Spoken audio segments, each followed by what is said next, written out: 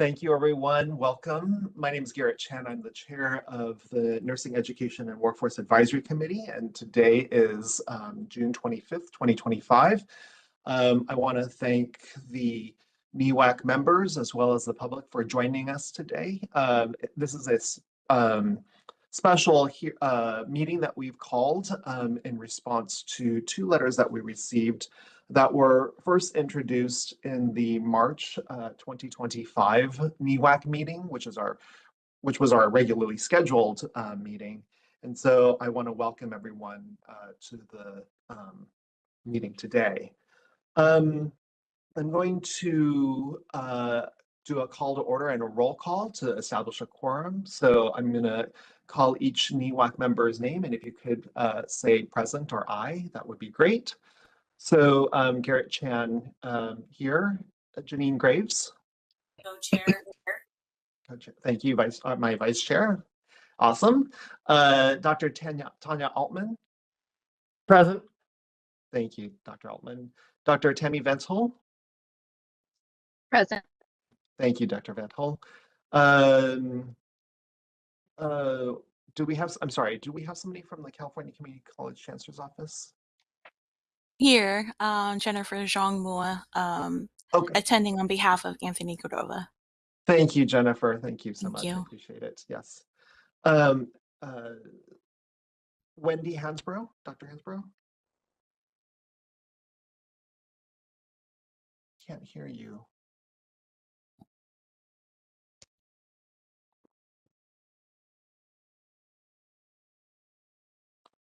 Dr. Hansbrough? I saw your name.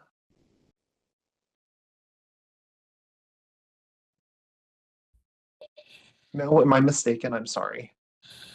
Wendy is on. I'm just not. It looks like she's on a cell phone, so maybe she's having some difficulty unmuting or managing. I'm not quite sure. But it does show that both Tammy Vanthol and Wendy are joining by cell, so that might be.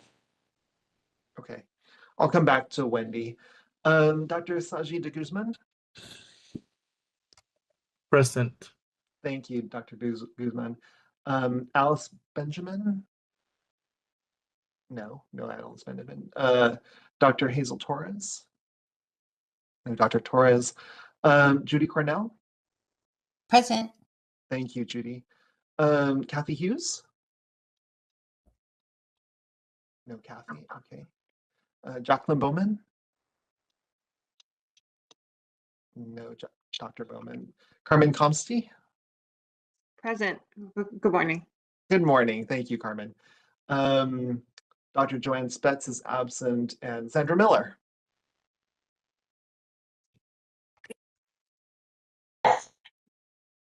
Thank you, Sandra. I'm just going to go back to Wendy. I think, can you hear me now, Garrett? Yes, I can hear you now. Yay, guys. This was a challenge. I've been trying to get on for 15 minutes. Oh gosh, my well, we're happy that goodness. you're here, and it looks like you're in Oh. transit, so please be careful. I am. And you know what? My advice, never get a new phone. Okay, excellent. Or at least in front of right before a NEWAC meeting. Right? Oh, God.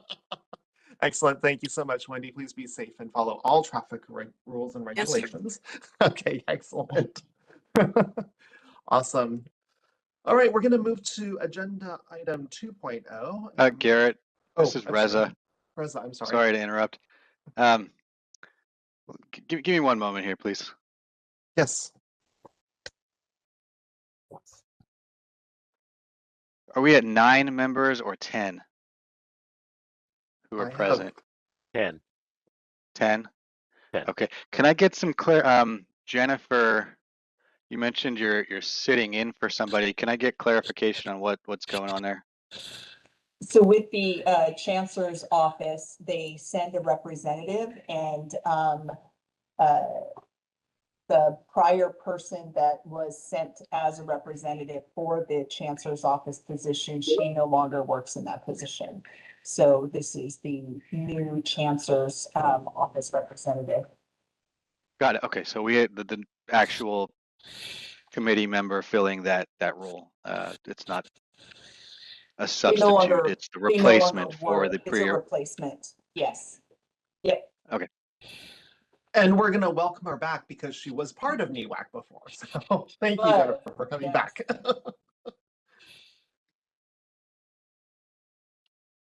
Reza, are you okay? Yes, sorry about that. Yeah, I'm okay. Yeah, if we were at like bare minimum quorum and there was some kind of trickiness there, not, um, but her being the actual replacement member as well as us being at 10, I think we've met our quorum requirement. So sorry for that. Go ahead. No, all good, all good. Thank you, Reza. All right, I'm gonna move to agenda topic 2.0, general instructions for the format of a teleconference meeting. And so I'm gonna hand it over to our BRN moderator. Good morning. This is the BRN moderator. I will be moderating the meeting. To facilitate public comment, we will be utilizing the WebEx question and answer feature, which is now called Slido, S-L-I-D-O, and it's probably green on your screen if you can see it. When the committee reaches a point in the agenda at which public comment is appropriate, the question and answer feature, Slido, will be turned on, and members of the public can indicate that they would like to make a comment by inserting the phrase, "I would like to make a comment," in the question box, which is typically in the lower right of your screen. I will then call on the individual and unmute their microphone. The individual will have 2 minutes to make their comments. I will not give a warning as your time approaches. I will mute your microphone and will announce that your time has exceeded the time allotted.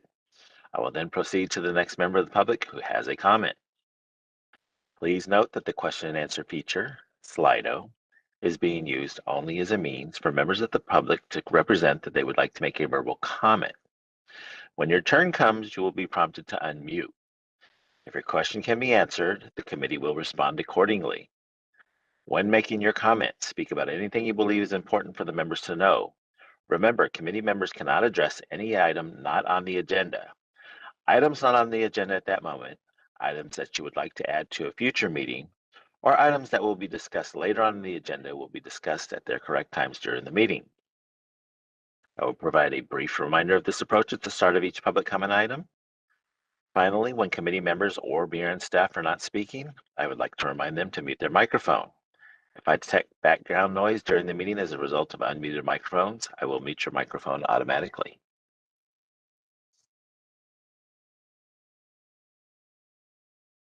Great, thank you so much, BRN moderator.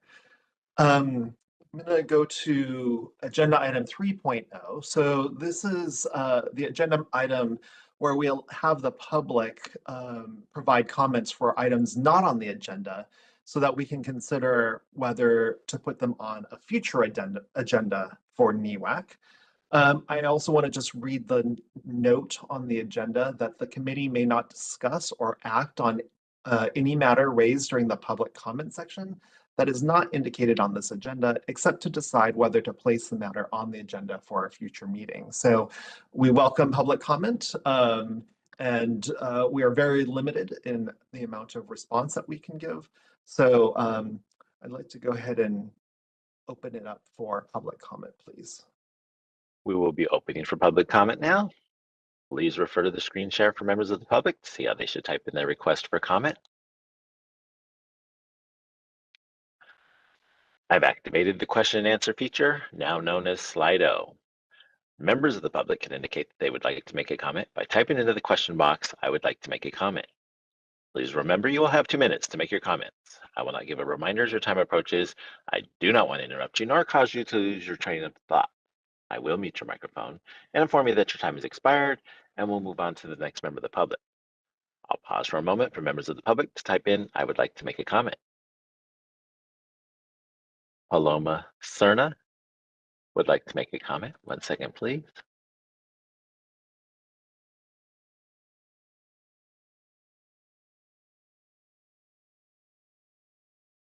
Sorry, I wanted to see if I needed to do anything there. Yes. Hello. Yes, my name is Paloma Cerna.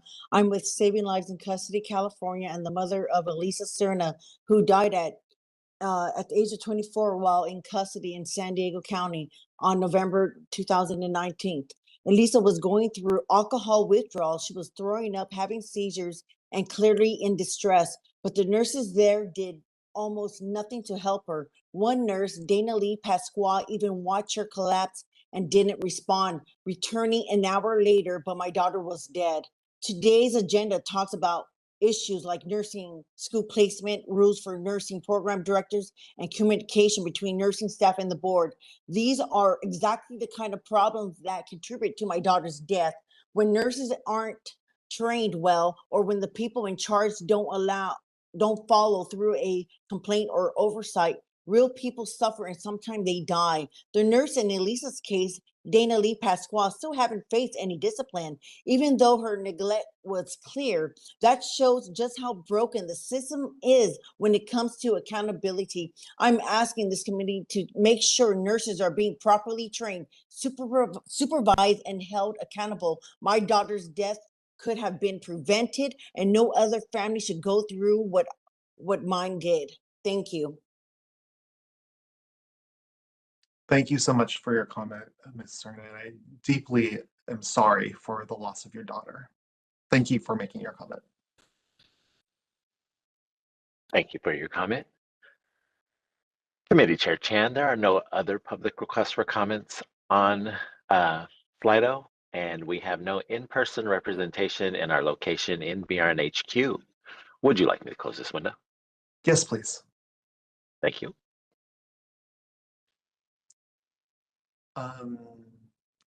All right. We are going to move to agenda item 4.0, which is discussion and possible action, which is really the reason why we're here today, which is to discuss the various concerns and recommendations outlined in the letters by both the California Association of Colleges of Nursing, or CACN, and from Copper Mountain College. And you see on the screen some general summaries of the letters. And so I want to double check with Lori about how she, from the staff perspective, want to proceed. We do have three representatives: Dr. Darren Otten, who is the president of Copper Mountain College, as well as Drs. Kim Paris and Eileen Fry Bowers from the California Association of Colleges of Nursing. So Lori, do you have any suggestions? Yeah, so on the meeting materials, starting on page 6, the following page starts at the beginning of the CACN letter. It brings the topics that CACN brought forward, the issues outlined in their recommendations. And so that the CACN letter goes all the way down to page 19? top of page 16, I believe. Oh, 16? Okay, 16. And the bottom of page 16 starts with the College of the Canyons letter, where it discusses the program director and communication with NECs. And just so for clarity, it's the Copper Mountain, not sorry, College of Canyons. thank you, not Sorry. College of Canyons. Goodness, Garrett, I just need to be turned off today and No. allow you to manage this, that my Nope. brain is not firing well. So if you want to, we can take CACN first, and because that's the beginning of the materials, or you can choose, because Darren does have just the two ones at the end, if you want to clear him so he can get back into serving in that role, you can reorder that. Anything is acceptable. If you want to give the list of all three to Mark, he can go ahead and elevate them now so that we're ready to go. Yes, thank you. I think to preserve President Otten's time, I'd like to go first to the Copper Mountain. So Dr. Otten, if you can elevate him first, and we'll start, like as you mentioned, Lori, on page 16, at the bottom of page 16, if I understood you correctly, and wanted to open it up to President Otten from Copper Mountain College. Welcome to the committee, and we're happy to have received your letter in the spirit of continuous process improvement.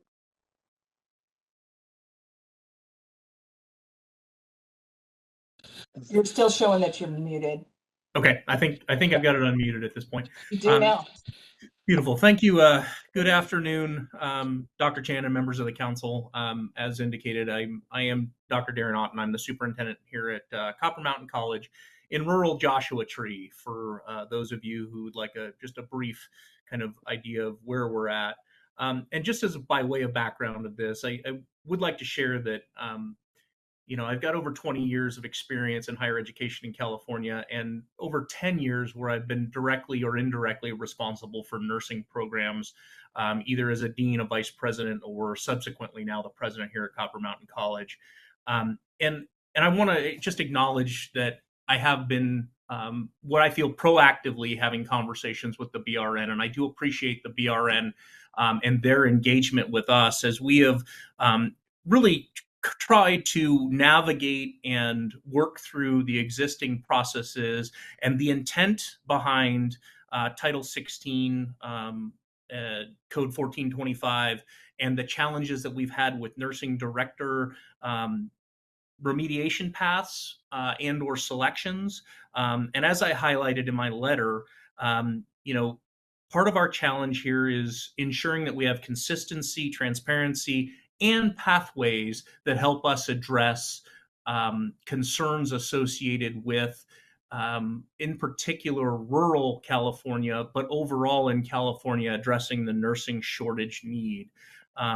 These are challenges that I think we can collectively agree do need to be addressed, but I also think that we need to collectively figure out how to address them, recognizing that there is both statutory and regulatory components that come into play associated with the various rules the BRN has to follow, and that those of us who are in education ultimately have to navigate.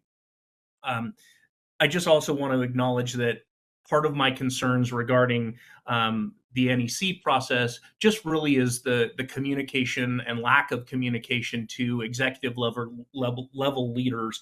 And again, my recommendations, and I would really appreciate consideration in the future by the BRN and the NECs, that communications that ultimately go to our nursing directors and associate nursing directors also include the executive leadership at the various colleges that are responsible for everything from funding to oversight by our locally elected boards, and that communication is critical. So again, I'll gladly take any specific questions anyone has regarding the letter, but ultimately I just want to thank you all for a few minutes of time to highlight the concerns that we have, and I encourage the BRN to help us come to a solution that solves some of these challenges. Thank you so much, Dr. Otten. I wanted to turn it over to first Executive Officer Melby, because there's a lot written in the document, and so I want to not summarize it for her. So please, Lori, it's all you. Not a problem. Thank you. So this was an issue that was brought up in conversations from Copper Mountain. What had occurred that kind of brought this forward is they hired a qualified candidate to come in and serve in the role of a director. However, that candidate did not meet BRN qualifications. In our current law, we do have in 1425 where it states that BRN approval needs to happen prior to hire. That did not occur in this instance, and so it was really kind of earth shaking for Copper Mountain. They are in a rural area.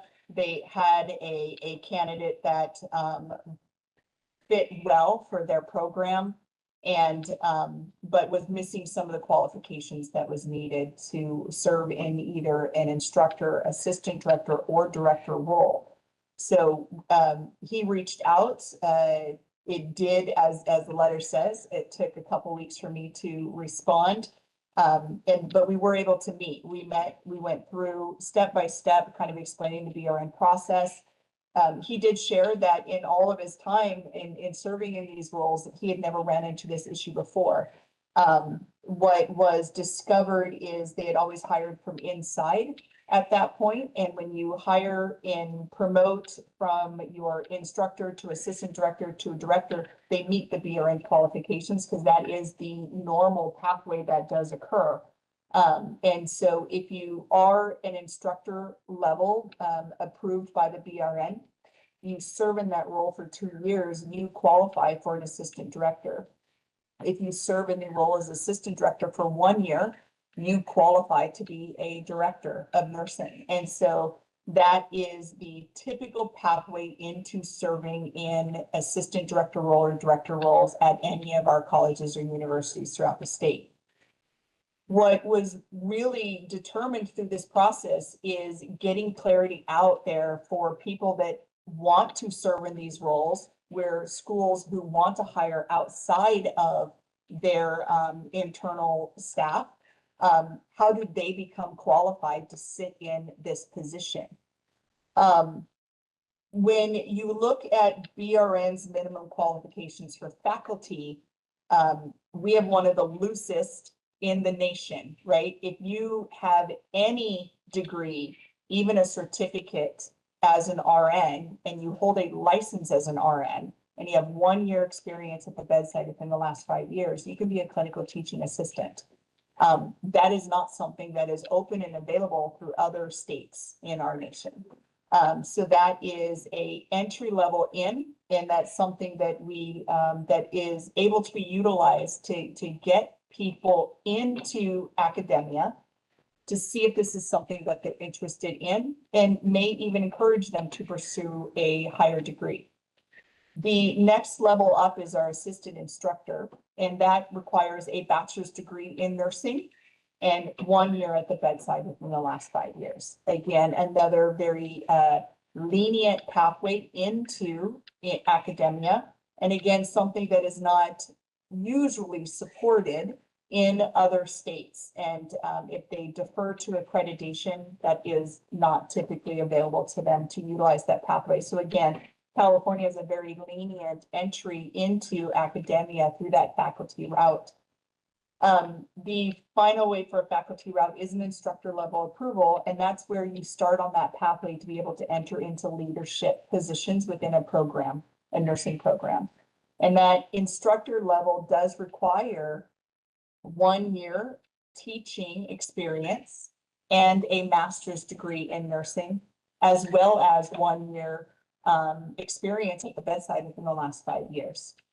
That if a person comes in with those qualifications and they have the 1 year and the master's degree and they do not have 1 year teaching, we do approve them as an assistant instructor, get them 1 year experience, and then move them on to an instructor level.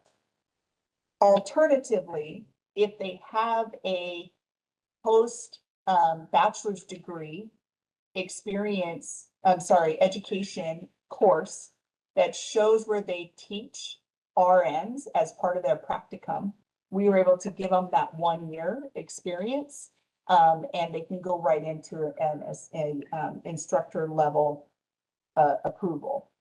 So that is where we start looking at what are our equivalencies. And that's where we worked really diligently with Copper Mountain to try to get those equivalencies kind of nailed down.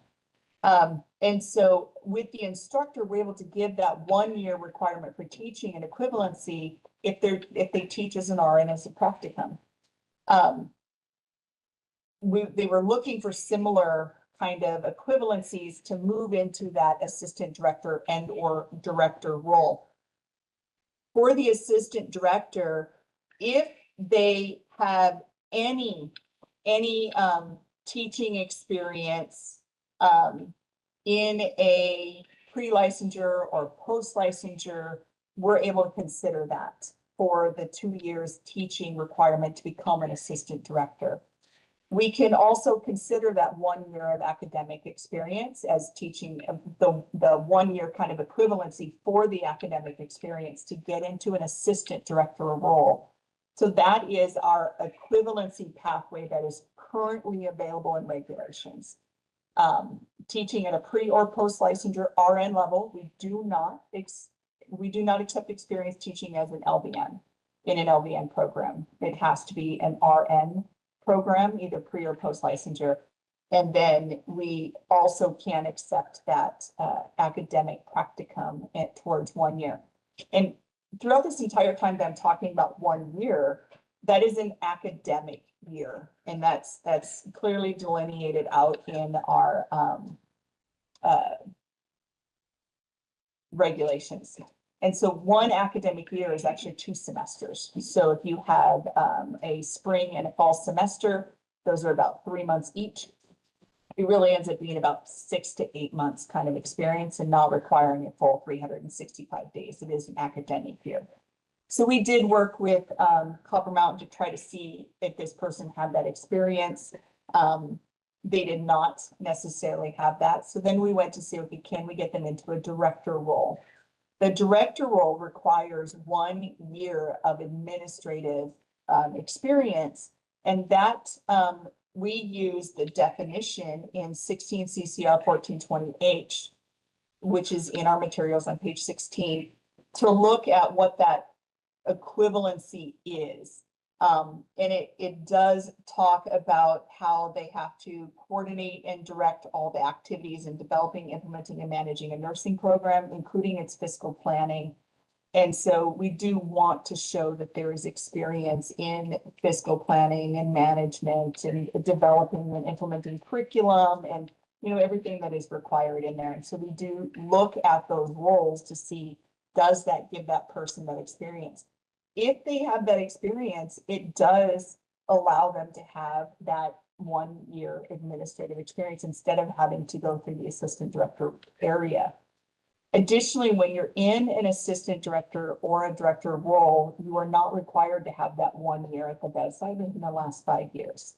And so that is not the requirement. So it is a master's degree level, and it is a teaching requirement that needs to be met, as well as with the program director an administrative year of experience. And so we do have pathways in that are alternative pathways to look for equivalencies. What we don't have, to what President Otten has brought up, is a remediation pathway for assistant directors or directors to come in outside of those equivalencies. And if that's possible. When this was brought up, we did mention it at a nursing academic conference and requested feedback to say, is that something that they would want BON to explore for remediation or any other alternative pathways into the role of the assistant director and the director? And we received several letters saying that that was not something that the current program directors and assistant directors were in support of. They were against a remediation pathway. They did believe that having the academic teaching experience as well as the administrative experience was pivotal when working in that, serving in that role. One of the other things that we discussed with President Otten was that the Board of Registered Nursing has these rules and regulations in place for all schools, private and community or public. And right. And so we are very much aware that those systems are set up differently. And one of the conversations that we did have with President Otten was, if you were part of a chancellor's office and you had that support system, that may be something that he would want to pursue legislatively to discuss having a different pathway for those that are part of a chancellor's office or a chancellor's system because of the support that they have. Where when you come in from a private college or university, that chancellor's office support system is not there. And so that program director may not be part of a greater institution, right? It might be only the nursing program as the entire college, or only, if that makes sense. So they would not have the assistance of a president, a vice president.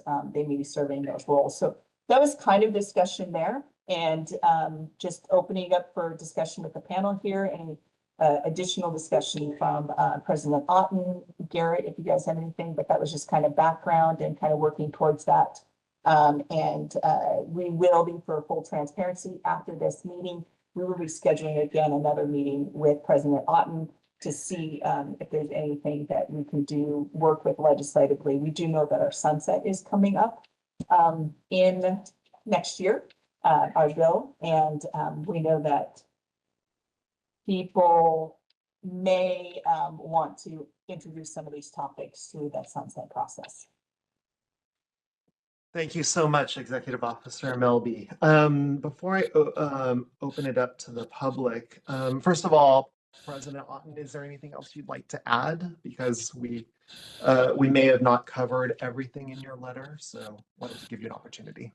Thank you for that. And Executive Director Melby, thank you for your comments. I will acknowledge that, I recognize and fully do appreciate the BRN's concerns, and I think Loretta outlined those very well.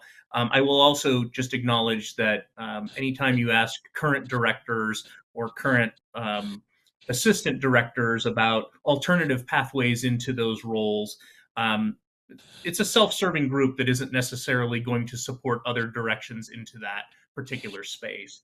And in the case of this particular person,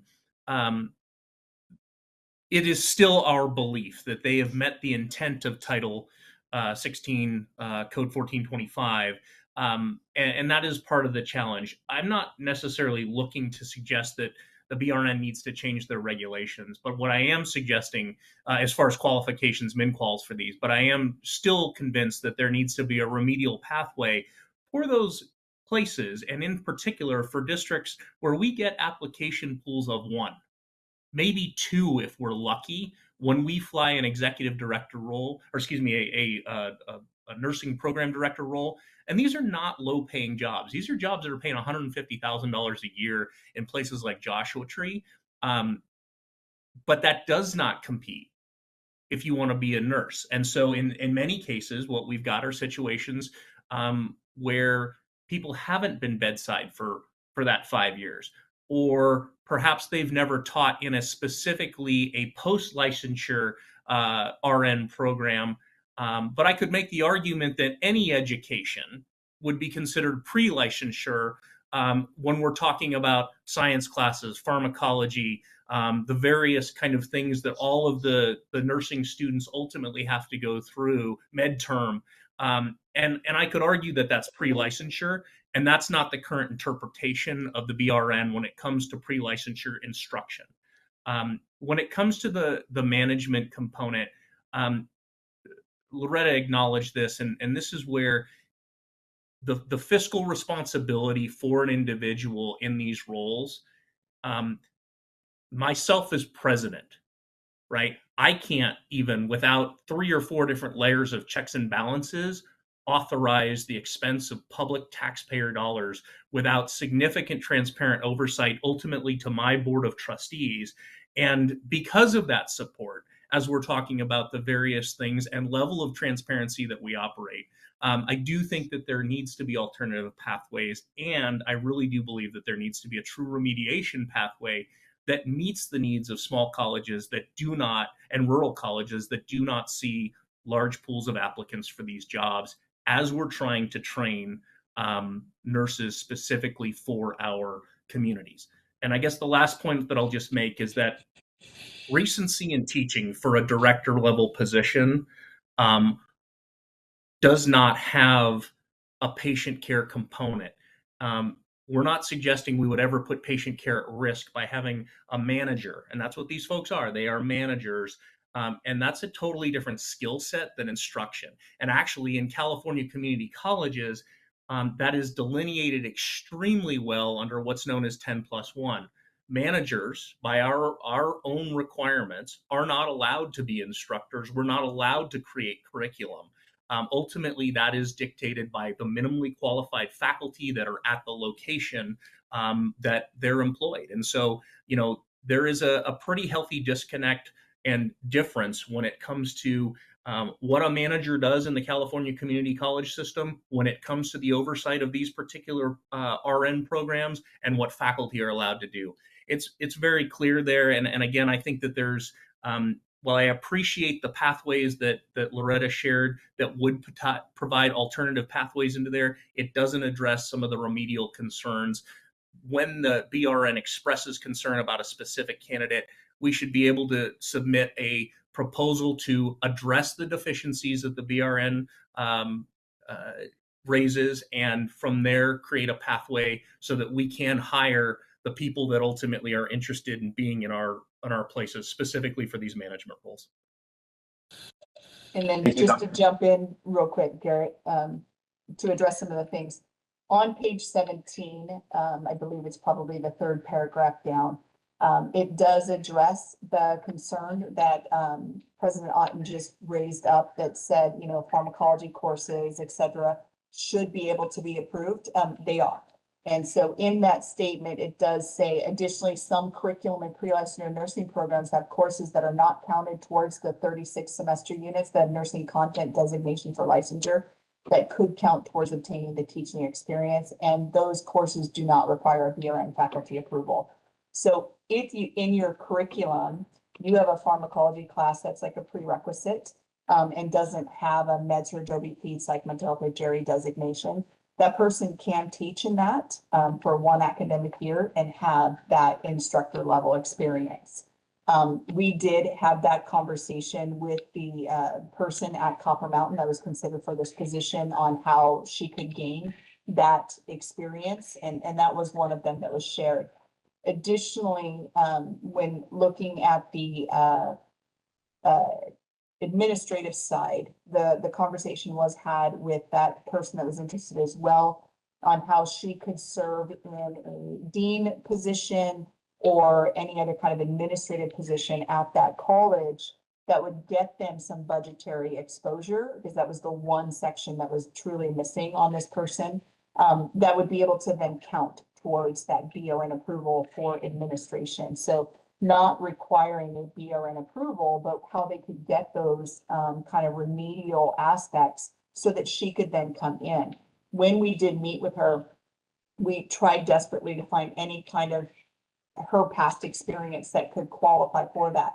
And she stated to us that she did not feel comfortable putting that experience forward because she did not have it. She did not have the budgetary experience. And that is one of the defining factors in the role for the director. But to President Otten's point is, if you have other people, like as part of a chancellor's office that does manage that budget, that may not be necessarily a requirement as going forward if we were to change law. Right now, this is current law, and that is what we have to hold that to. The other thing to really kind of point out to that is we do one approval. We don't do an approval for a community college or an approval for a private college or university. So once this person has a director approval, they can teach at any of the 170 nursing programs throughout the state of California, whether it's private or public, and various support systems are there. So they don't require a separate approval for each college or university. Once they have that approval, they can go into any of those. And so we're not able to do a school or situation specific approval based on the support systems offered for a single area. And so that is where this does become quite an issue, especially when we're dealing with locations like Joshua Tree, where they only have a single applicant for this role. Is if this person were to get a director approval and not have all of those qualifications, that person could leave Joshua Tree and go to a school of nursing, not a nursing program, where that entire school is just nursing and they are the one in charge of everything.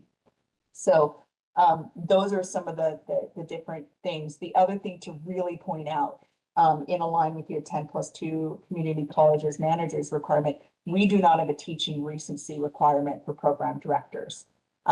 It's that if you taught at any point in your past, it could be 20 years ago, it could be 30 years ago. There is not a recency requirement for program directors or assistant directors. It is just that they have taught, so that they have an academic background because they're overseeing an academic program. And so just to clarify that. Thank you. I'm going to open it up to the NEWAC committee members. So if you'd like to wave or raise your hand.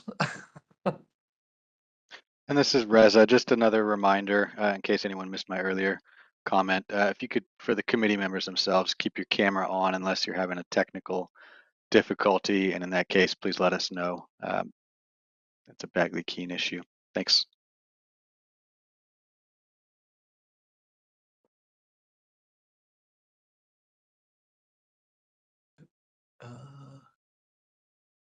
Do I see anybody waving their hands or raising their hand? I don't want to miss anybody. Jennifer did, but then she put it down. Oh, Jennifer, sorry, please.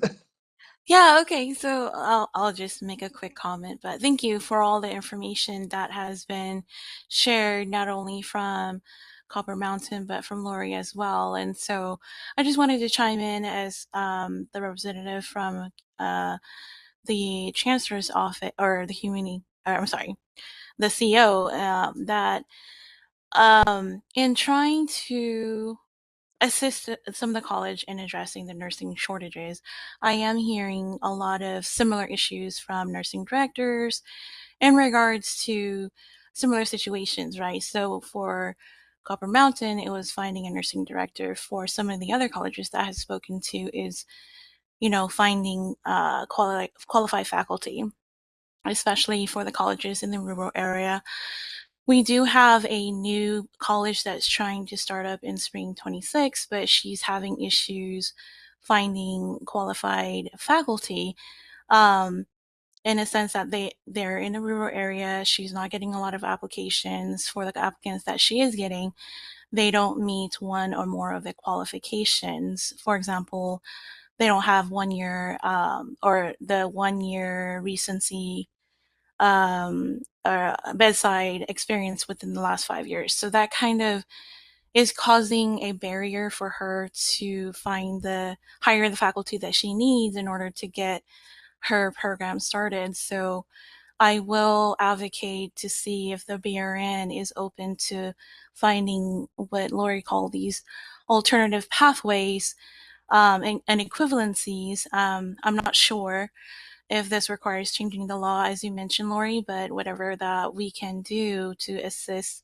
some of these programs to get them the resources they need in order for them to address their staffing needs so that they can get to the needs of their nursing programs, so that we can address that nursing shortage. Whatever we can do, we should see what the possibilities can be. So thank you. Yeah, thank you. Right now, that 5 year recency is not specifically to assistant director and director, which is on there, but that is an issue, and that's what that they call it the faculty crisis, and that is a nationwide crisis. One of the things that the chancellor's office did just do, I believe it was last year, was they lowered their standards to the BOA minimum standards in order to allow for a greater faculty pool. And I am very familiar with that school that is struggling in Kern County to try to get faculty in to try to get this approved. And I believe their enrollment is only 20 students. So they truly only need, and that's an annual enrollment. They truly only need a small faculty, but to get faculty in that area, because it is a very rural area, and I think the nearest larger town is probably Lancaster, if I'm familiar with that, the way that I believe that I am.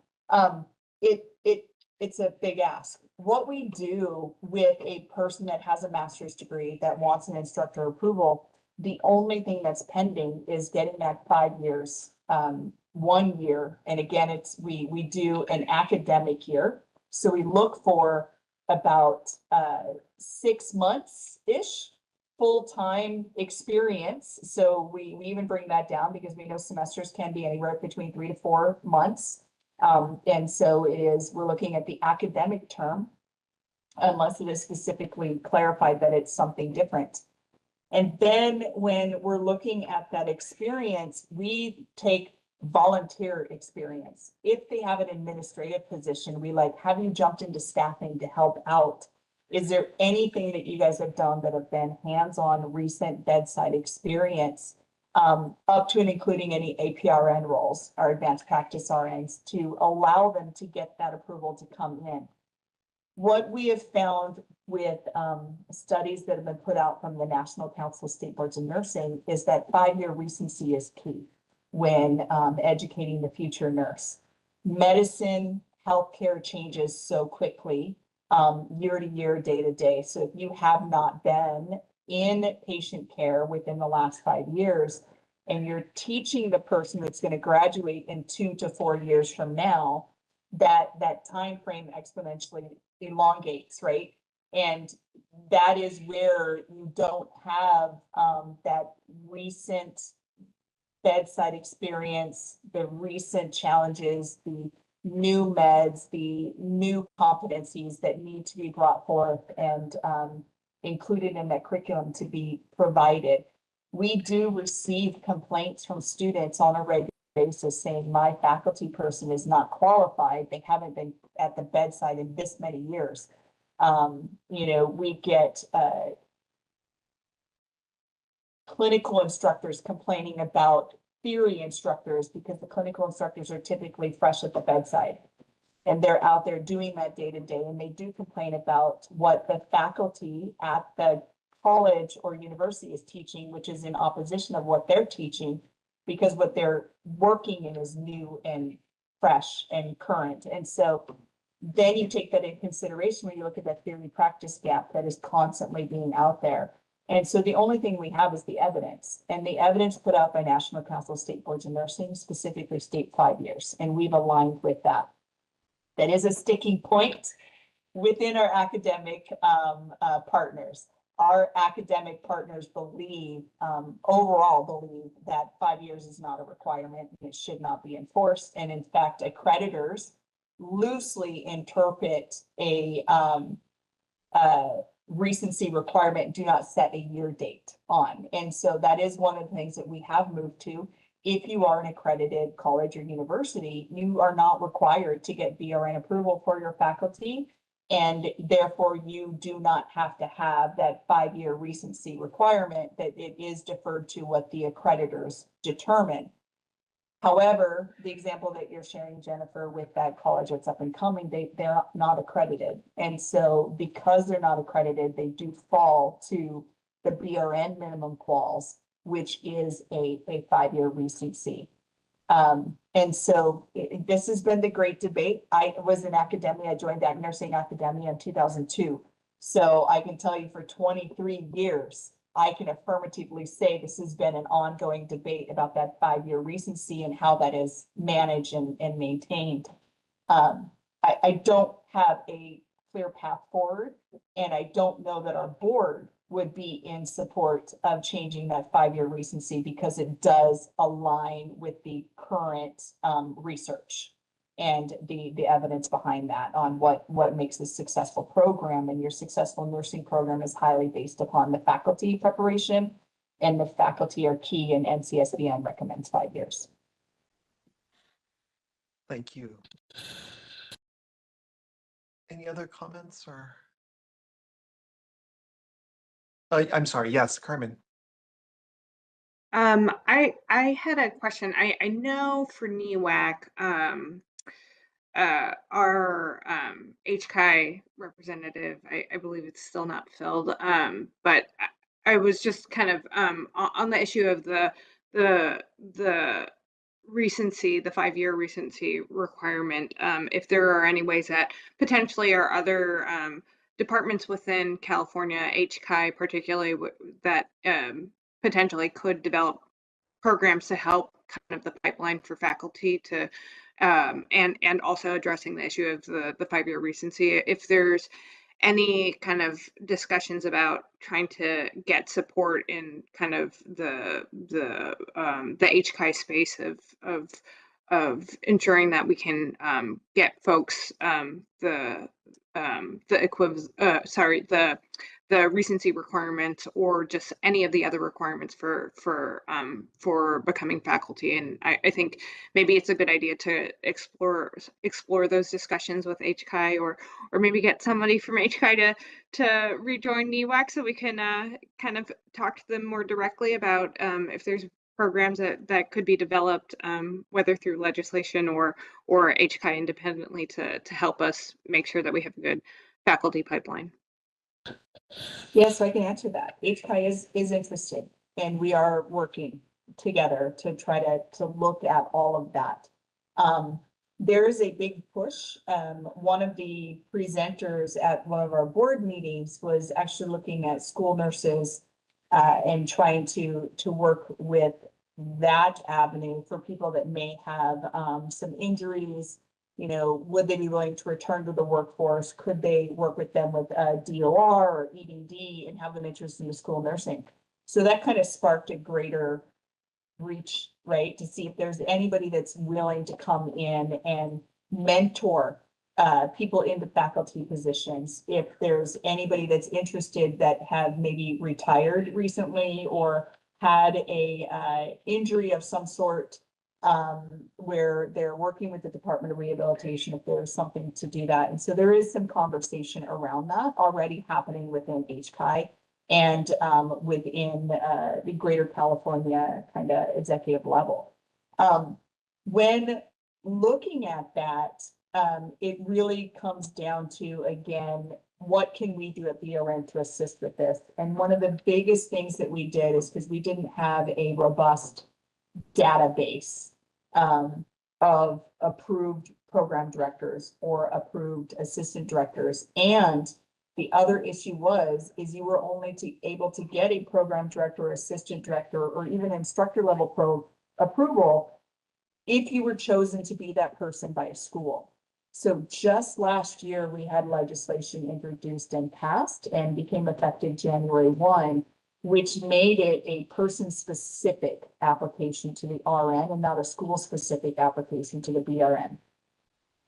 What we believe that will do to change this is a greater pool. So to just use an example, and I'm going to just throw out a college, this is not accurate in any way.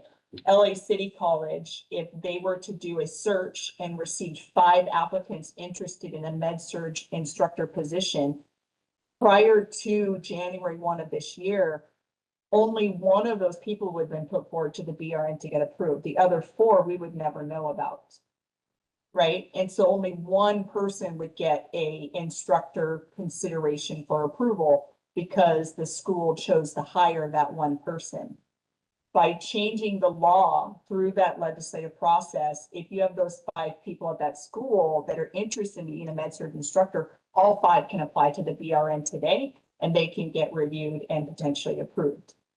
That was the biggest change to allow for a greater pool of faculty that had not existed prior to January 1 of this year. So we are just 6 months in. We don't have numbers to show like an increase from last year to this year, but we do expect that to be a greater increase. The other thing is because it was not previously tied to their RN license, these approvals were school specific. And so if you had an LA City College approval, if you went to National University, you would get reapproved at National University to teach. If you went to Fresno State, you would have to get reapproved at Fresno State to teach. So with the passing of that prior legislation now effective January 1, if you have a approval from the BRN, it's good at all schools throughout the state of California. So you don't need a reapproval. So what that's going to allow us to do is be able to pull reports and have this available. BRN has address of record on each one of our licensees. And with this now being associated to their RN license, we will be able to create reports if a school says, hey, I'm looking for a med-surg instructor in Joshua Tree. What we'll be able to do is pull by address of record, instructor level approval, med-surg in that area, and be able to potentially allow that information to be shared out so that solicitation of those people can be more targeted. And so that is something that we see coming up on the future that just happened the last 6 months with that law change that may allow us to be of a better service at the BRN. So we're not just approving, but we are creating a data bank now that can be used. Thank you, Carmen. I'm sorry. Were you going to say something? It's you. Oh, no. Okay. I really appreciate your comment, Carmen. I also want to acknowledge that one of our next speakers, Dr. Kim Paris, sits on the Health Workforce Education and Training Advisory Council for HCI. And I know she's listening, so perhaps she will take this back and bring that forward. So your words are not lost. And we want to support that. So, and then I will continue to work with the BRN staff to try to get somebody from HCI over to just as an awareness. The deputy director over the Health Workforce Education and Training Council advisory committee is on maternity leave. And so there might be some juggling. So, but we will work very hard to get that position filled because it is great to have a direct connection with HCI. So I have taken note of that and I will definitely follow up on your recommendation. Thank you, Carmen. Before we go to the public, I actually do have a couple of things. One is And then Garrett, Tanya's. Oh, I'm sorry, Tammy. I'm sorry, I didn't see you, Tammy. Please go ahead, Dr. Altman. It's Tanya, not Tammy. I'm sorry, I get Tanya. confused. Yes, of course. Okay. Thanks, Loretta. To speak to Copper Mountains thing, I know that I'm in Sacramento. There was a community college just north of us that was 2 years trying to find a director position, and they had 150 plus salary on there. Myself, I'm on another term as director because nobody in my department, even the ones that have gone through that process from instructor to associate director, assistant director, wanted the position. So as much as we talk about a faculty shortage, there is a director shortage nationwide too. So if it's an experience with finances and fiscal responsibility of a school of nursing, is there a way that we can consider some sort of remediation? Like, could they take some budget classes or something along those lines to give them that qualification and allow them to do that? Because we do have to look at other ways to get people into these roles if we're going to have vacancies and colleges out of compliance because they don't have directors and things. It is an issue, and it's not just faculty, it's faculty and the directors and people wanting the role. So maybe some budget experience or some sort of remediation is in order to be considered. Thank you. Thanks, Dr. Altman. And I will just want to jump in here.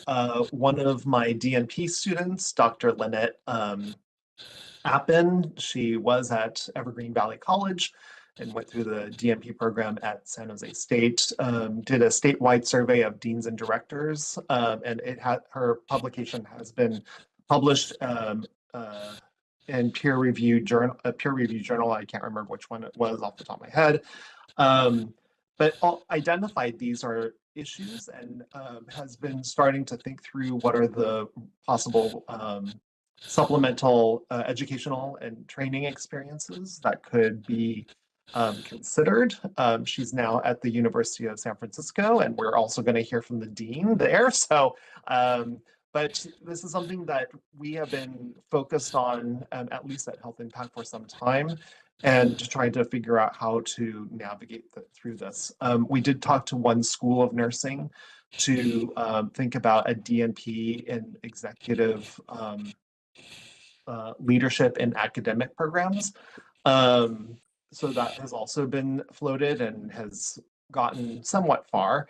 And the other thing I would also say is that UCSF, they have something called the Leadership Institute, and they also have an executive leadership fellowship program within the Leadership Institute at UCSF, and it is designed specifically for academic leaders. And so some of this information can also be passed along to that group to provide mentorship and a fellowship experience for academic leaders. So I think that there are a lot of opportunities that are starting to come around, and we should make sure that they're made available to people in California. One of the things that we would probably have to do is update our regulations to accommodate that.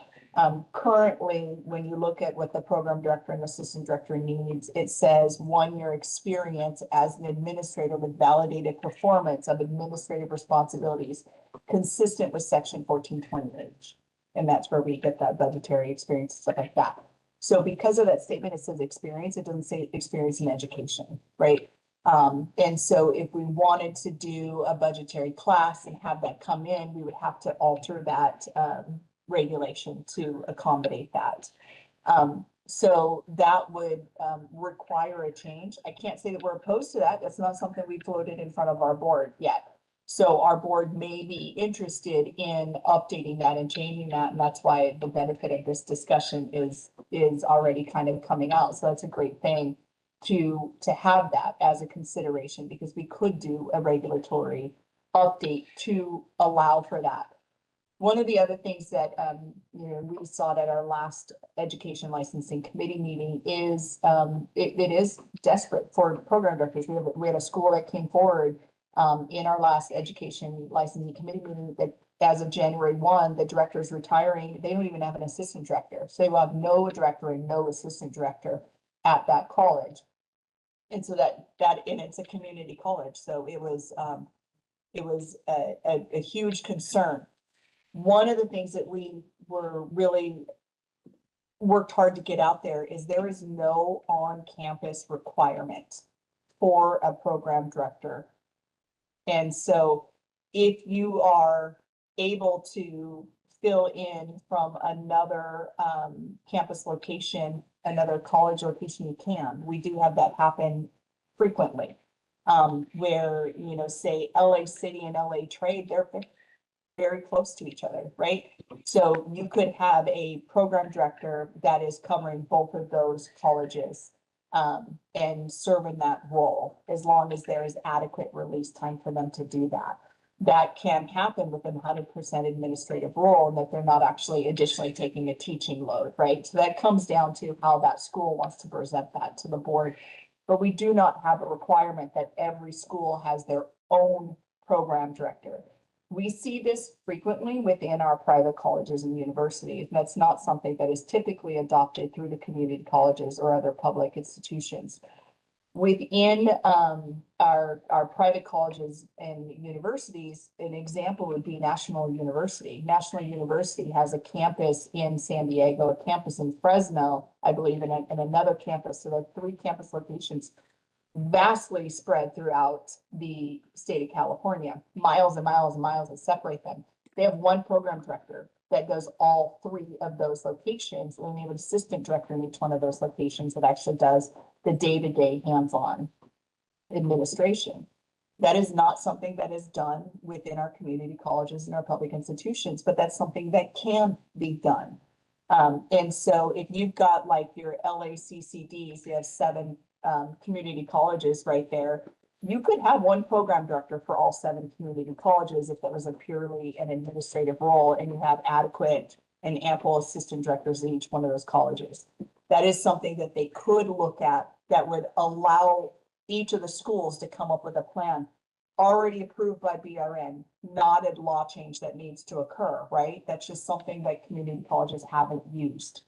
But it is there for them. And so I think just kind of rethinking a lot of times what we look at in our community colleges, in our public institutions, in our private colleges and universities, what can be shared, what can be done, and what works. What we don't want to see is a decrease in your performance because you don't have that person on campus, right? So you want to have adequate support.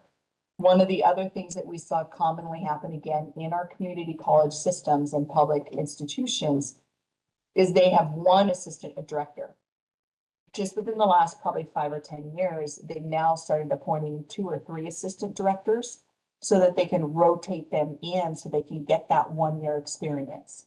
So that is an option as well, so that you have a larger pool. But Tanya, to your point, if anybody knows the role of the director, you may not want to become a director and take on that responsibility. So definitely have some alternative pathways in might be something that is the BRN would be willing to explore. These are things that I can put forward to our board. They can vote on whether or not they want to pursue a regulatory package. If that's something, then we can move on that. The alternative pathway is what President Otten has discussed, and that's potentially seeking legislation and having it come through the legislative route versus the regulatory route, but both are options. Right. And I'm glad you brought that up, Lori, because this the NEWAC has the ability to make a motion and move it towards the next committee that sits above us, which is nursing practice. So I'm holding on to these ideas, and we'll move forward with them. I do also just want to call out in the letter that Dr. Otten wrote that we really should be having clear communication with college or executive leadership of any institution. I see that you had, or somebody at the BRN had written about that, I think on page 18. So, it seems like the BRN is already communicating with executive leadership when especially programs are in trouble or there's a deficiency or whatever. So can we have the BRN engage directly with campus leadership as Dr. Otten is requesting? So I didn't hear much talk about that. Yeah, we can. We absolutely can. There's not a regulation that says, no, don't do this. And in fact, in the NEC's job description, it does allow for them to provide ongoing kind of support, any kind of interpretation of regulations to institutional administrators when needed. What typically happens, and this is what President Otten experienced, is because we share approvals, we don't approve colleges or universities, right? The degree granting institution is outside our jurisdiction. So we don't typically interact with the campus president and the vice president, anybody that's part of fiscal. We don't, that's kind of out of our lane. So that's not typically something that we do. It's not that we can't do it. It's that that's not typically something that we do. So when we go in and look at a nursing program, we look at one pocket of a larger degree granting institution. We don't look at the greater degree granting institution that is shared. So that is either done through the community college chancellor's office, the CSU's chancellor's office, or Bureau of Private Post-Secondary Education. So they do the institutional oversight. We do the pocket of nursing program oversight. And so we have an MOU and we share that out. So because of that, we focus primarily on the nursing program administration communication, because that's where we have jurisdiction and that's where all of our laws directly affect. Now, if there is a request from campus, college, university level administration to have those communications, that's something that we can absolutely do. That we're not prohibited by any kind of regulatory or statutory guidance. It's just knowing that all of our rules and regulations are directed at the nursing program, and we have the program director as the one that is in our law responsible for the entirety of the program. That is typically where our communication lies. Again, if they're part of a greater institution and they want brought in, we're happy to do that. Great, thank you. I just wanted to make sure that there is clarity around that. I wanted to address all aspects of the letter. I mean, Dr. Otten took many, I'm sure, hours to try to pull this together, and I want to make sure that all of the issues were addressed. And I thank the BRN to give deep consideration of the issues, and just wanted to be sure that there will be no problems with the BRN, especially if there is active engagement by the senior leadership of any academic institution, that there is no prohibition of the BRN to communicate or, and especially in this situation when there was challenges around trying to figure out what was going on with the director position, it makes a lot of sense to be talking with the executive leadership of that particular institution. So I just wanted to make sure that was covered. And one of the things, Garrett, that we kind of looked at when we heard about these issues is to do a president kind of orientation of some sort, the same way we do with our deans and directors. How can we do a proactive reach out and say, hey, welcome to BRN. We're not your typical accreditors. We are an approving agency. And what does this mean? And what are the rules and regulations that you have to additionally follow? In addition to all the rules and regulations you have to follow for your academic institution, right? Because we do tend to collide a lot of times, and we have not performed a reach out to any kind of campus administration in any of our academic institutions in the past. And so this would be a new venture for us, and that is something that we are exploring and hope to start to roll out soon, where we can do campus administration as well as deans that are not nurses. How can we kind of let them know what our rules and regulations are, what they mean and why it's important, and how to interpret that so that they can better support our nursing programs. Thank you. Yes. Whereas I saw you had your hand up. Did you want to add something? Just a minor point, I guess. I'll reiterate, what's already been said. We don't have any specific prohibition on, not being able to speak with, the higher level university execs and management and whatnot. There's nothing laid out like that prohibiting that. And I think that, depending on the issue, it absolutely may be worthwhile to loop those folks in or have conversations with them or hear from them. Just a minor kind of comment, and I'm not speaking to the facts of Copper Mountain College or that incident. This is just a general point. I think it's to some extent, depending on the facts, reasonable for our NECs to try to rein in their points of contact with a program if that's necessary. If we need to have certain points of contact and then have them kind of filter information out to their school, or gather information from their school and filter it and relay it to our NEC and vice versa, I think there is, under particular circumstances, reasonableness to doing that. So I don't want to tie our NEC's hands and say that frankly, generally their contact information is out there and they're open to hearing from anybody. But in the interests of kind of keeping some orderliness and ensuring that the right hand always knows what the left hand's doing, so to speak, with the BRN as well as with our schools and stakeholders. Just wanted to clarify that we don't have any specific prohibition, but I could envision a situation where we do try to just kind of manage who is the point or points of contact, whether it's individuals or positions or what have you. So again, nothing specific to this school or any situation, but just that was my thought, that I had a slight reservation on this particular point. I wanted to get out.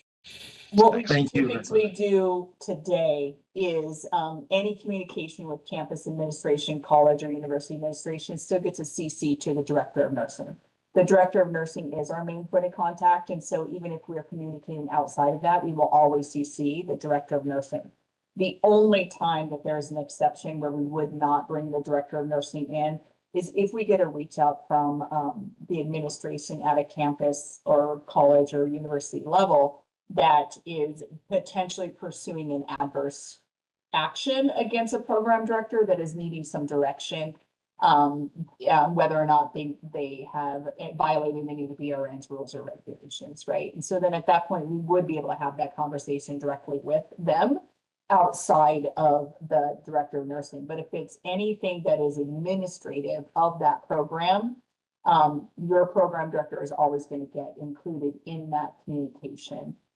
So that still maintains that the program director is our point of contact only, or solely, sorry, not only, but solely. And we can always, if we, as an example, if we were having a need to interact with President Otten, we would interact with President Otten, the NEC would, and the NEC would then CC the program director as well, so that they are aware of all of the communication, because that is where our responsibility lies, is with that program director.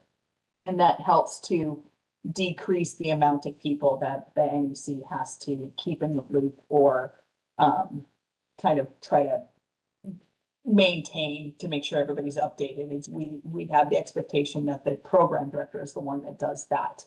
And so any higher communication will include the program director. I appreciate what you're saying, Reza. I think this is a very fact-specific, in this case, very fact-specific. There was no director, there was requests for communication.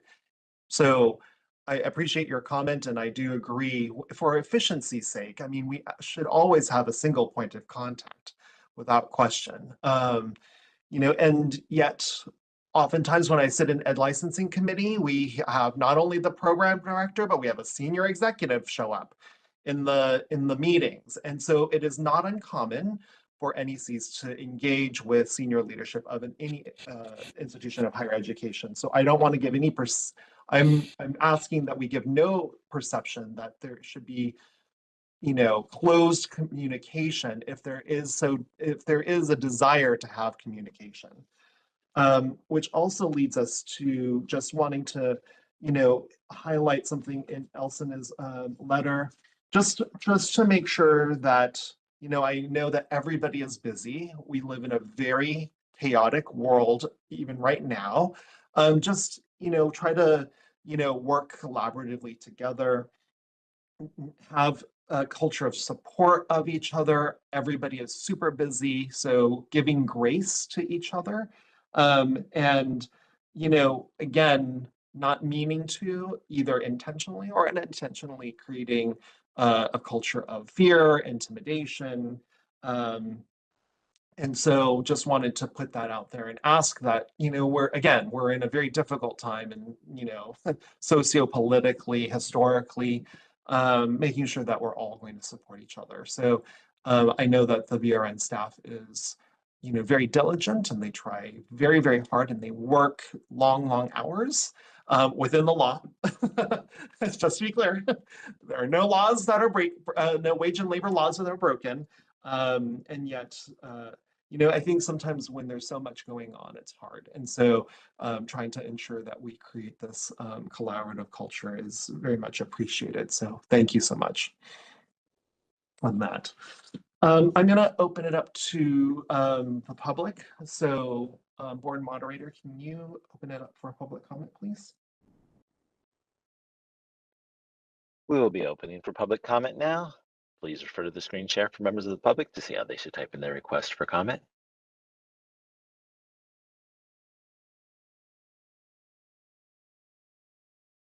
I've activated the question and answer feature, also known as Slido. Members of the public can indicate that they would like to make a comment by typing into the question box, "I would like to make a comment." Please remember you will have 2 minutes to make your comments. I will not give a reminder as time approaches. I do not want to interrupt you nor cause you to lose your train of thought. I will mute your microphone and inform you that your time has expired, and we'll move on to the next member of the public.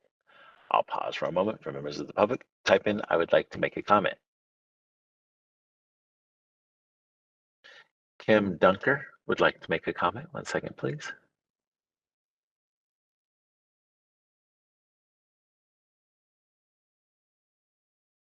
Hello, thank you so much for this important conversation. I'm the Dean of Nursing and Health Science at Pacific Union College, and we have made a initiative and effort to go into the rural areas of California. So we have an enrollment increase in Sonora, and we are working up in the Mendo and Ukiah areas. And we've seen that this is a huge challenge and a huge struggle to find qualified people to lead and to direct. And some of the best directors, when we're working with our in this initiative with the hospitals, are the leadership team from the hospitals.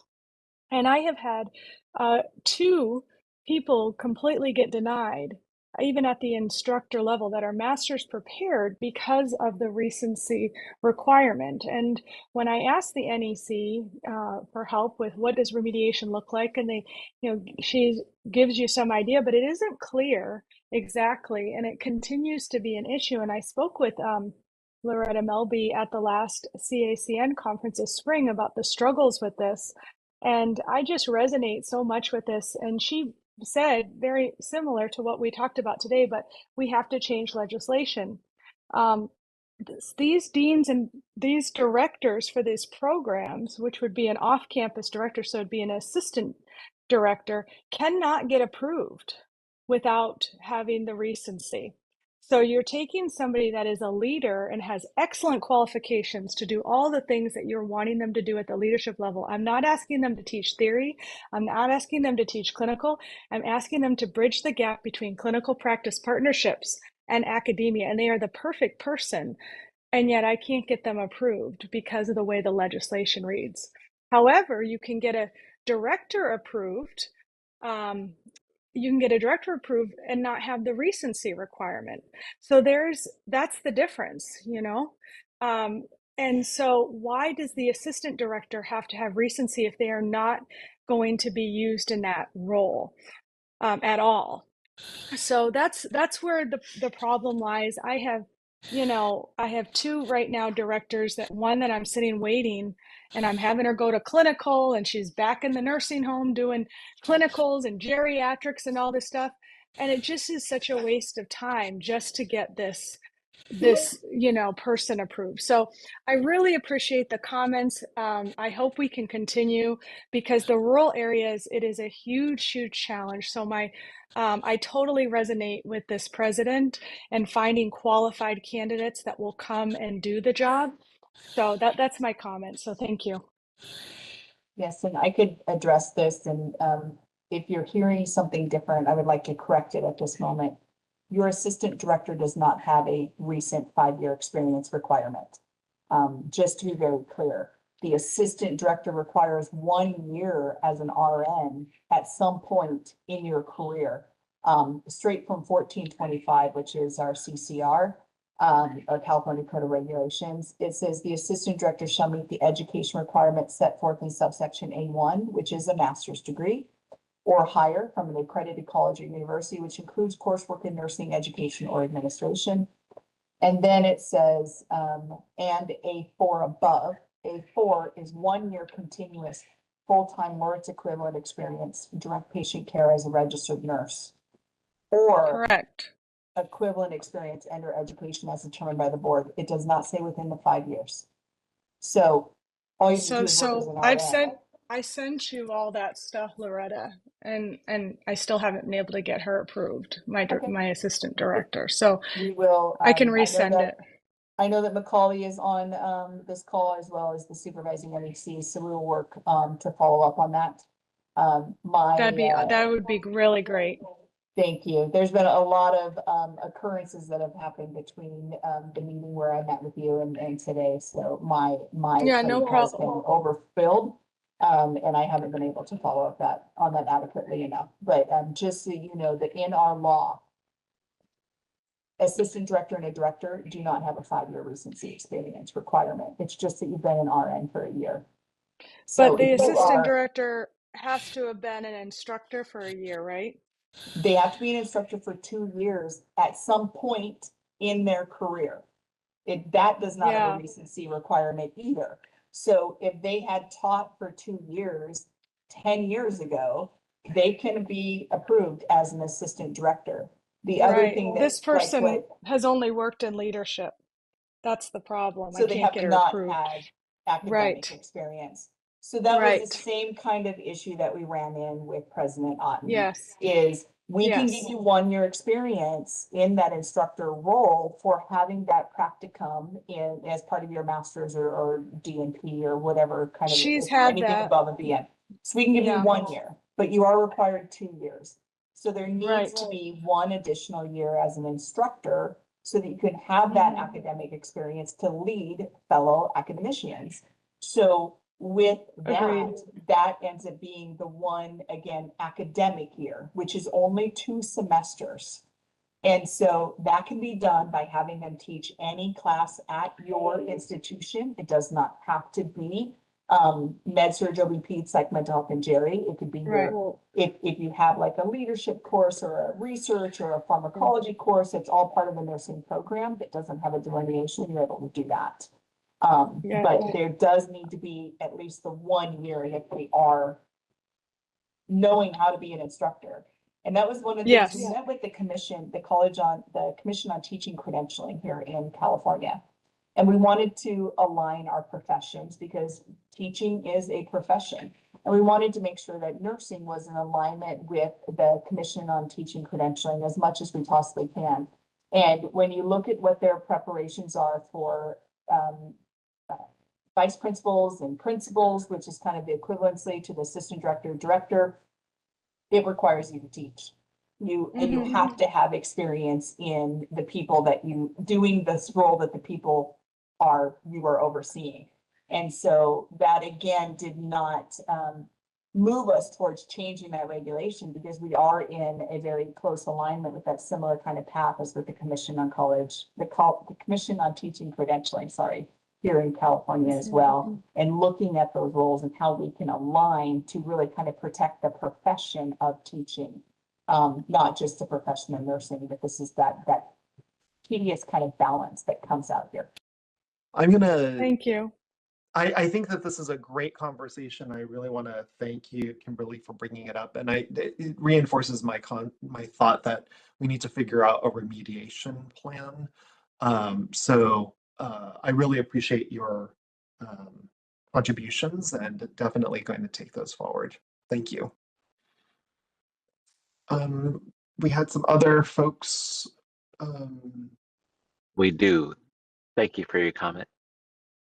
Sarah Fry would like to make a comment. 1 second, please.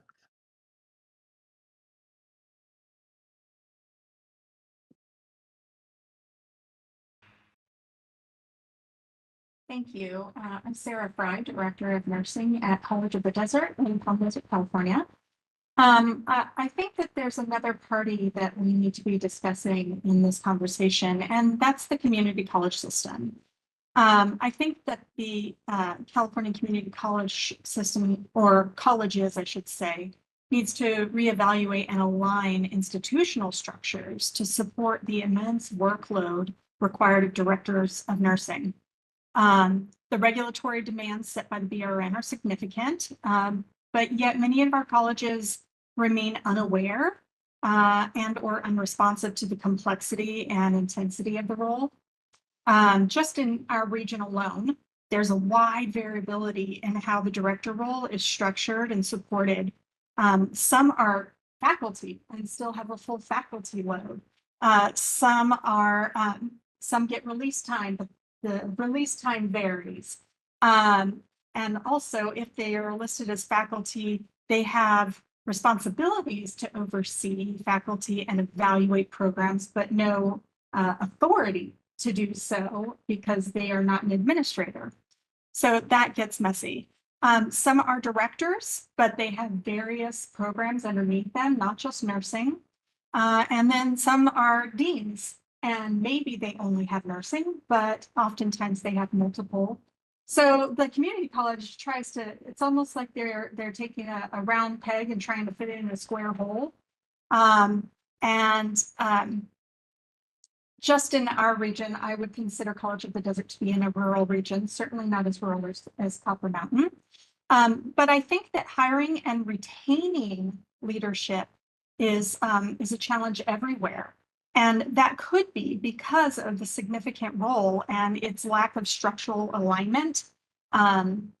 and recognition and authority given to the director's workload. So I think that we risk losing more qualified leaders who may otherwise thrive if they were appropriately supported. Recently, our school assigned a full-time administrative assistant director, and I have to tell you that has made the difference of me staying in my role because it was an enormous workload that I could not manage on my own with the number of programs that I have. So I think that if the community college system, or again, colleges, would align its organizational models with the BRN expectations and regulations, rather than attempting to fit nursing leadership into pre-existing administrative categories that don't reflect the actual workload, we could better support directors, ensure compliance, and address the broader statewide shortage of qualified nursing leaders. Thank you for your time. Thank you so much, Director Fry, for your comments, and hopefully Jennifer and President Otten has heard that and maybe in their circles can discuss that. It's really going to be outside of the purview of the Nursing Education Workforce Advisory Committee, but we have people here, you know, who are listening. So, and oh, also Dr. Van Tol, who is the COADN representative for NEWAC. So hopefully things will, you know, your words will go someplace. Board moderator, is there another person? There is. Thank you for your comment there. Carrie Ann Waybrew would like to make a comment. 1 second, please.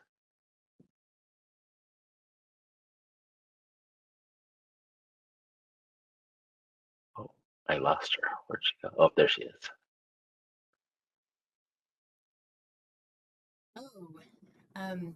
Yeah, I'm Carrie Ann Wybrew. Thank you for all the good conversation and the opportunity today.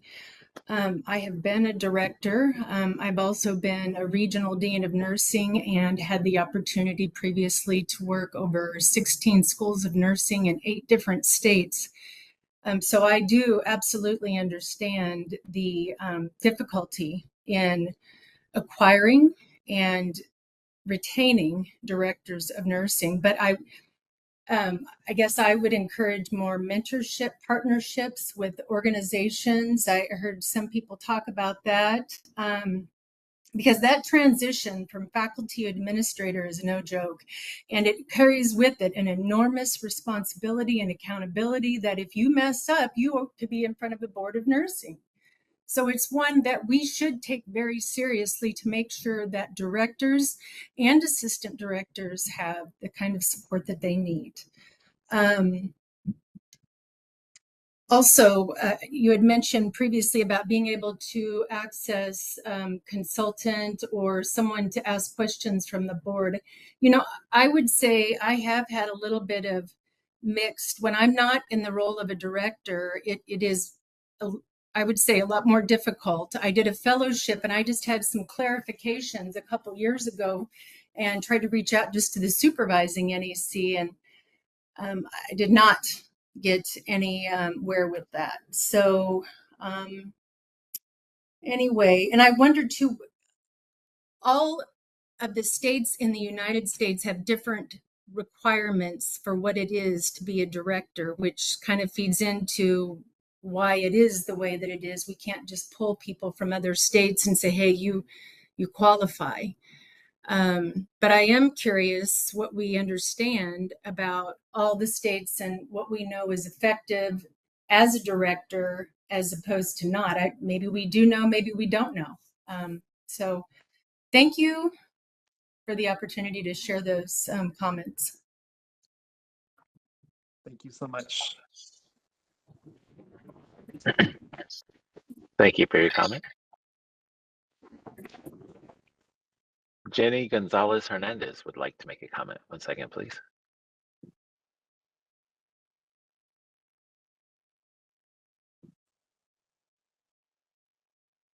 Can you hear me? Yes, ma'am. Go ahead. Okay. So my name is Jenny Gonzalez Hernandez. I am been a public health nurse for a registered nurse, public health nurse for 25 years. I am master level prepared. I am a supervisor and have been one for 17 years, and I'm a clinical instructor with public health. So I accept students at the master level and and BRN level to do their internship with public health for their bachelor's or their master's. Now, my comment might be a little bit odd, but I think it fits in this scenario. It is hard to find anything that will prepare you to go into that teaching realm or director realm. With all my experience and even having stayed in the hospital for 24 years in bedside care to keep myself current with the hospital environment and with public health and getting my master's, it's hard to find anything that can push me and move me into that level. I've applied for NUAC a couple times, haven't heard anything back. I've tried to reach out in different realms. So even with someone like me that just kind of sits in the background with looking for opportunities, you don't get any opportunities to move forward.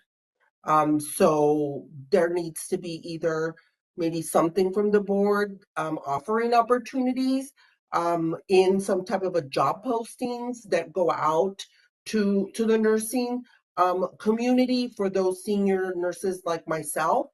Maybe the information that we submit every year, I'm not sure where that ends up, where we let the board know what our experience is and where we fit into the bigger realm. I'm not sure if any of that's being used. So that's my comment.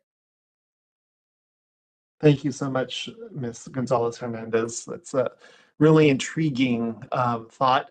Currently, we don't have any vacancies within NEWAC, with the exception of one, which is very specific with the Healthcare Access and Information Department.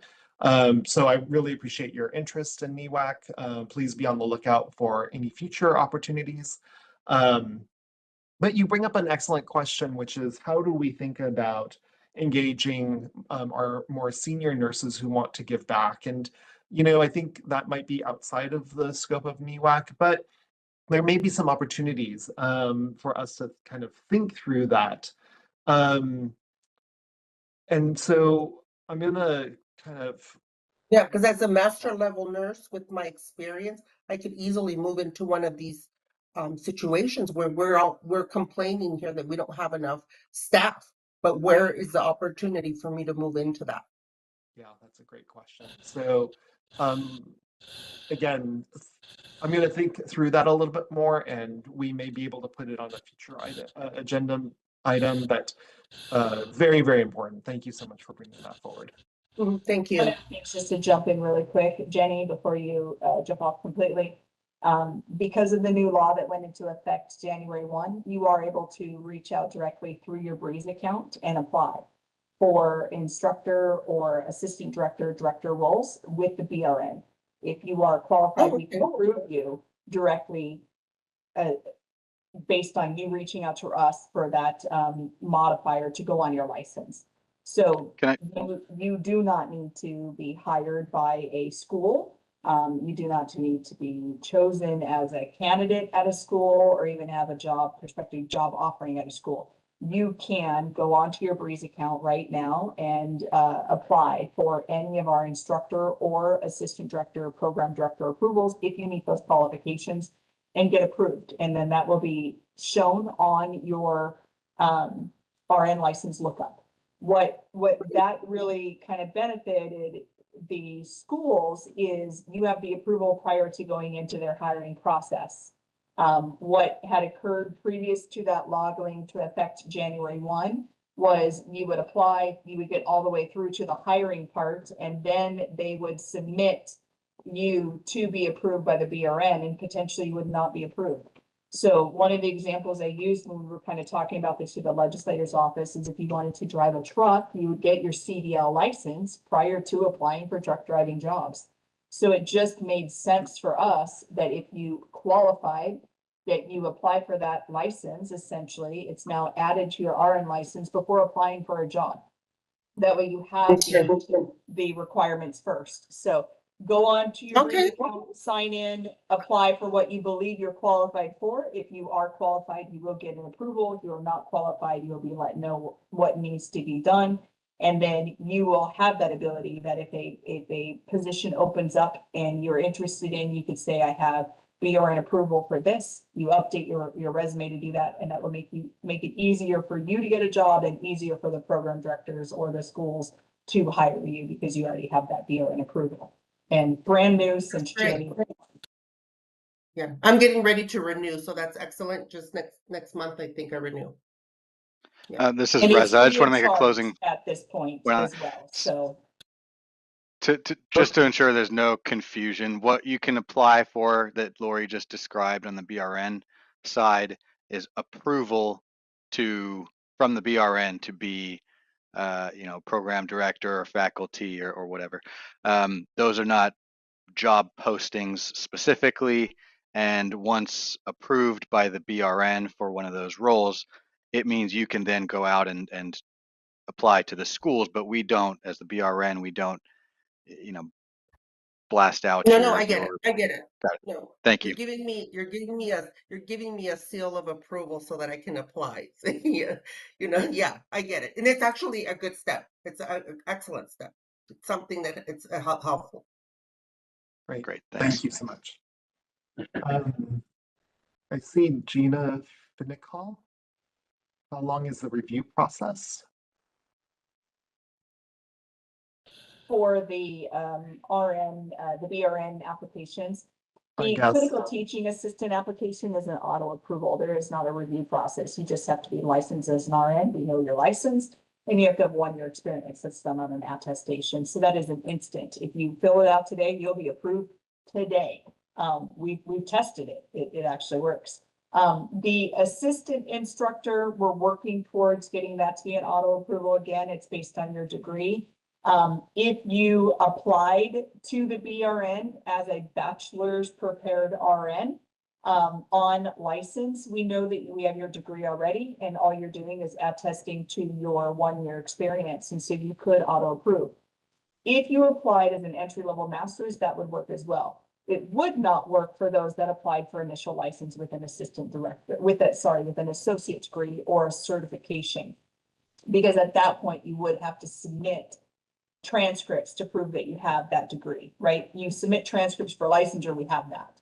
But if you went and you applied for licensure with an assistant, with a associate degree or a certificate, we would not have that information, so we would need to vet that information. So that would be all dependent on your transcript writing to us and us being able to vet that. That would be all that needs to be vetted as part of that assistant instructor application. And so it's based on transcripts. The instructor level is a bit more difficult. That requires the master's degree or with 1 year of teaching, or a master's degree with a transcript proving that you had a course in teaching a practicum at an RN level, as well as your attestation on your direct patient care. So that does take a while. That one is a much bigger review process in order to get that all that stuff vetted. And it does require transcripts. Most people do not apply for licensure with a master's degree, and that's a requirement. So we have to wait for the transcripts to get here, et cetera, et cetera. If you're trying to get that 1 year equivalency, you have to submit your course, your college catalog. It has to show that it has that. So there's some vetting. So again, it's specific to what you're applying to. Additionally, if you're an assistant director that had if you're applying for an assistant director and you had an instructor approval, we have that all here. It's an easy approval. But if you're assistant director and you're trying to pull other experiences in to qualify, that is a review process as well. So it is person specific and application specific on what your review process would be. Some as easy as apply and you're automatically approved, to others dependent on multiple pieces of information that needs to be submitted and vetted. Great. Thank you so much. Mark, I don't see anybody else in the queue, do you? No, we are clear. We have no in-person representation in our BRN HQ. So would you like me to close this window? Yes, please. Thank you. Thank you.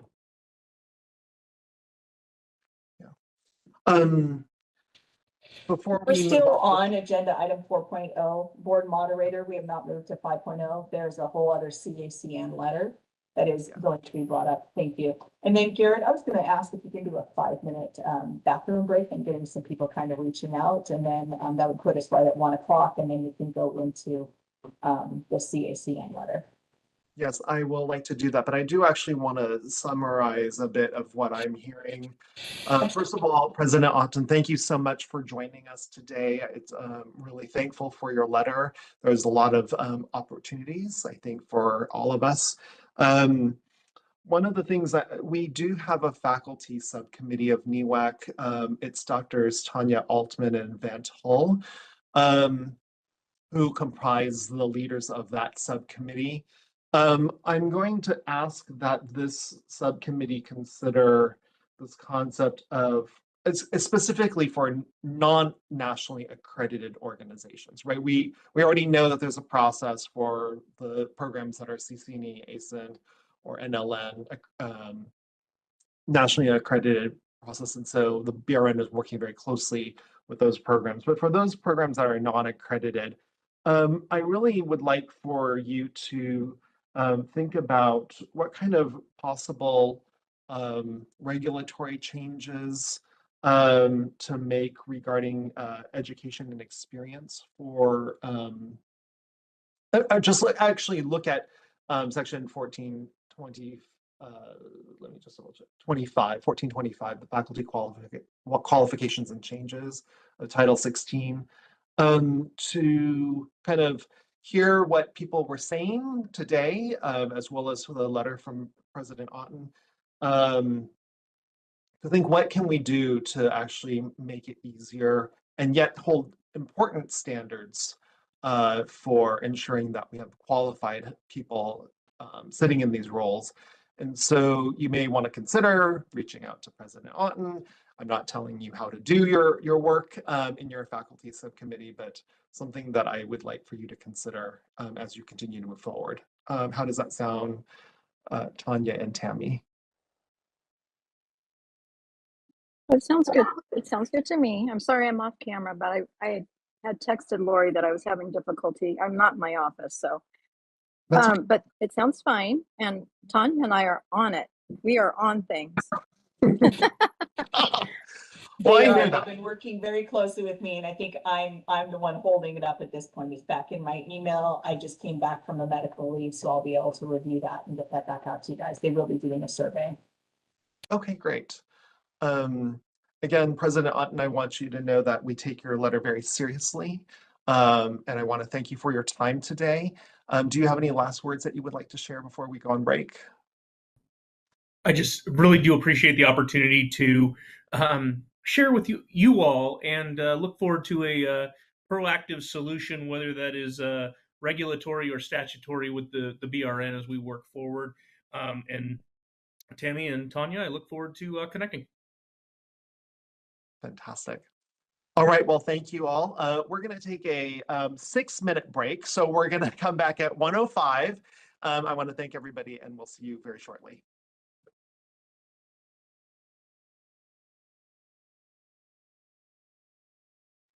All right, welcome back, everyone. We're going to go ahead and get started. Let's see. I'm going to just do a quick quorum call to make sure that we have everybody back. So I'm going to give people a moment to get their cameras back up. For those who can, I understand, Tammy, you're having problems with your camera, no problem. Thank you. All right, so I'm going to do a quick quorum call. So, Garrett Chan here, Janine Graves.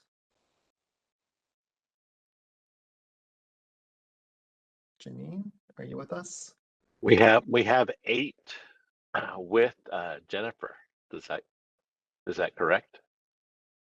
Oh, Why don't we just go through? yeah. So I don't hear Janine yet. Dr. Tanya Altman. I'm present.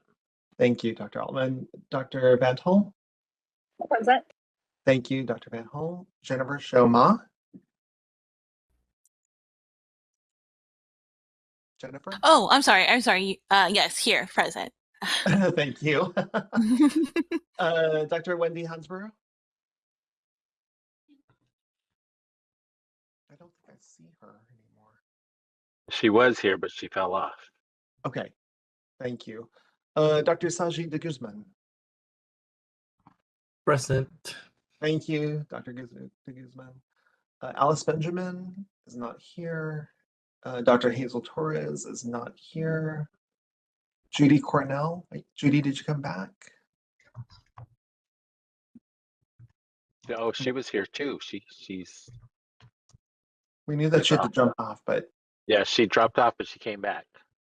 Her okay. and Wendy came back, but they're gone again. Okay.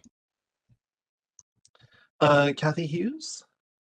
Is Kathy Hughes? Jacqueline Bowman. No. Carmen Comsty. Present. Thanks, Carmen. Dr. Spetz is not here, and Sandra Miller. Yep. Okay. Thanks, Sandra. Yep. Let's see. 1, 2. Oh, Wendy's back. Hold on. Okay. So just missing Judy Cornell if she happens to jump on. Okay. Dr. Hansbrough, can you hear us? Are you present? There we go. Hello. Hello. Thank you. Excellent. I'm here. Excellent. Yes, loud and clear. Loud and clear. Thank you. Great. Let me just double check here. We have 1, 2, 3. Janine, are you here?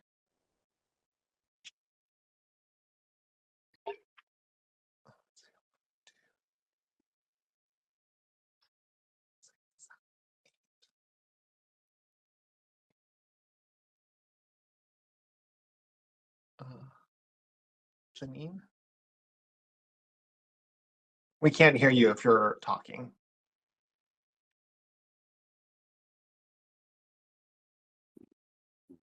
No. Can somebody help count? Because I think I only counted 8. Is that right or not?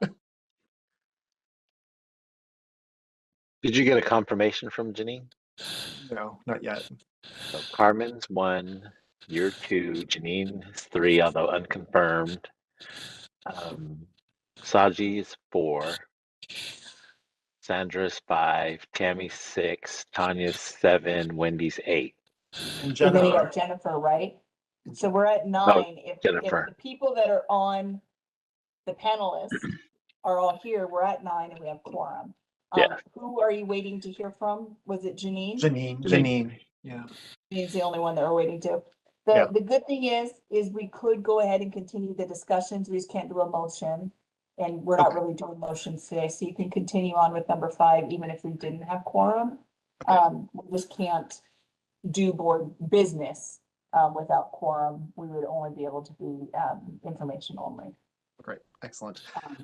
All right, So we could start and we can just have Vera and staff continue to try to reach out to Janine, and then we'll get a confirmation when she's able to say, yes, I'm here. Fantastic, thank you. Mark, in preparation of this next section, can you please elevate Kim Paris and Eileen Freibauer, please? We're going to move to the letter that we received from the California Association of Colleges of Nursing, dated February 1st, 2025, and wanted to invite Drs. Kim Paris and Eileen Freibauer to kind of give us an opening statement. Are you with us? I can't see you. Gotta figure it out. Oh, there you are. Hello, Dr. Paris. You're on mute. I know, Hi, everyone. this is new technology, yeah. waiting with bated breath to get on this call. No, thank you so much for having us. I appreciate it. Thank you, Garrett, for the shout out to take notes for HCI. My ears did perk up, Carmen, and I was taking notes actively when you were speaking about faculty development programs. And thanks for having Eileen, Dr. Elaine Frey-Bauer, and I here to talk about the letter. We appreciate the time. The letter represents a collective voice of CACN and other partners within our membership. So this letter was written in a collaboration in the spirit of making some changes, proposing changes, innovations around the 3 issues that we presented in the letter. And in the essence of time, I understand there are some responses to those. How would you like to proceed? Would you like a summary, Loretta, or do you want to begin with a discussion, beginning with issue 1, which is ongoing Really, it's up to challenges? you. Yeah, it's really up to you. You presented us the letter. We were able to do a response. I'm open to any kind of additional conversations you guys want or clarifications you need. But it's completely up to you. Yeah, so the first issue is around ongoing challenges in securing clinical placement. Eileen is still muted. I think she can't unmute herself. So the first issue is the ongoing challenges in securing clinical placements for registered nurses. So really thinking about how we can move forward with using simulation, how we can think innovatively around the kinds of experiences that nurses have in their clinical placements, where thinking about the way that we define the experiences to meet the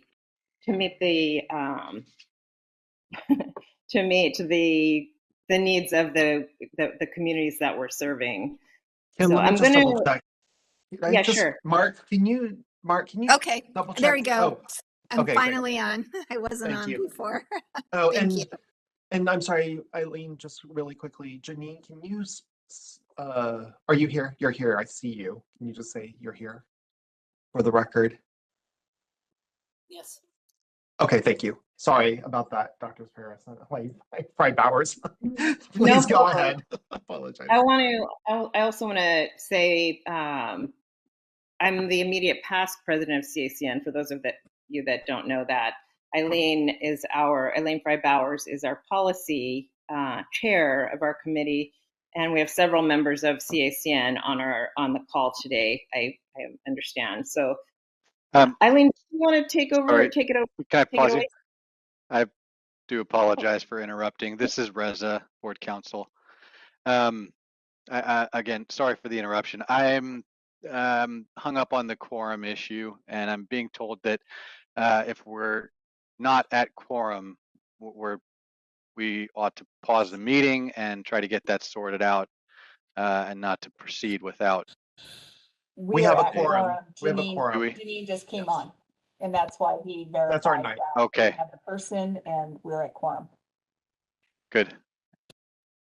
Thank you. I thought that the last person was Eileen, so I might have missed Janine hopping on. Sorry about that. Okay, please, Dr. Paris, please continue.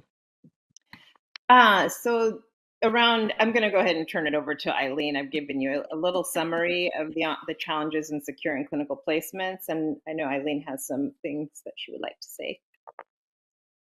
Thank you, Dr. Paris. And just to reiterate, I sit on the board for the California Association of Colleges of Nursing as the policy chair. And in full disclosure, I myself am a dean of a School of Nursing and Health Professions at the University of San Francisco. So we drafted, when I say we, it's the the membership of the California Association of Colleges of Nursing, and to ensure that everybody understands who our membership is. We represent schools of nursing, both private and public entities within the state that offer a baccalaureate program and above. So our membership offer BSN, MSN, Doctor of Nursing Practice, and Doctor of Philosophy and Nursing programs. And just like all of the other programs that have been discussed today, we do run into significant challenges in the areas of clinical placement and nursing faculty. In our letter dated February 1, 2025, we attempted to address some of the really pertinent issues that our membership is facing at this time. And we would like to open a dialogue and work collaboratively with the Board of Registered Nursing to try to resolve these issues. Certainly, when we named these issues, we didn't just want to name issues. We also offered potential recommendations. We recognize that our recommendations, need further conversation, but we felt that we would at least try to start the conversation by at least, offering some suggestions of things that our members feel would be helpful to overcoming some of these challenges. I want to thank the Board of Registered Nursing for their time in review of the letter and with the information that has been provided in today's materials. So in our response, I would just like to address a few things that the sort of not in rebuttal, so to speak, but just to respond to some of the statements that the BRN responded to in our initial letter so that we could make sure we're all on the same page with some of these issues.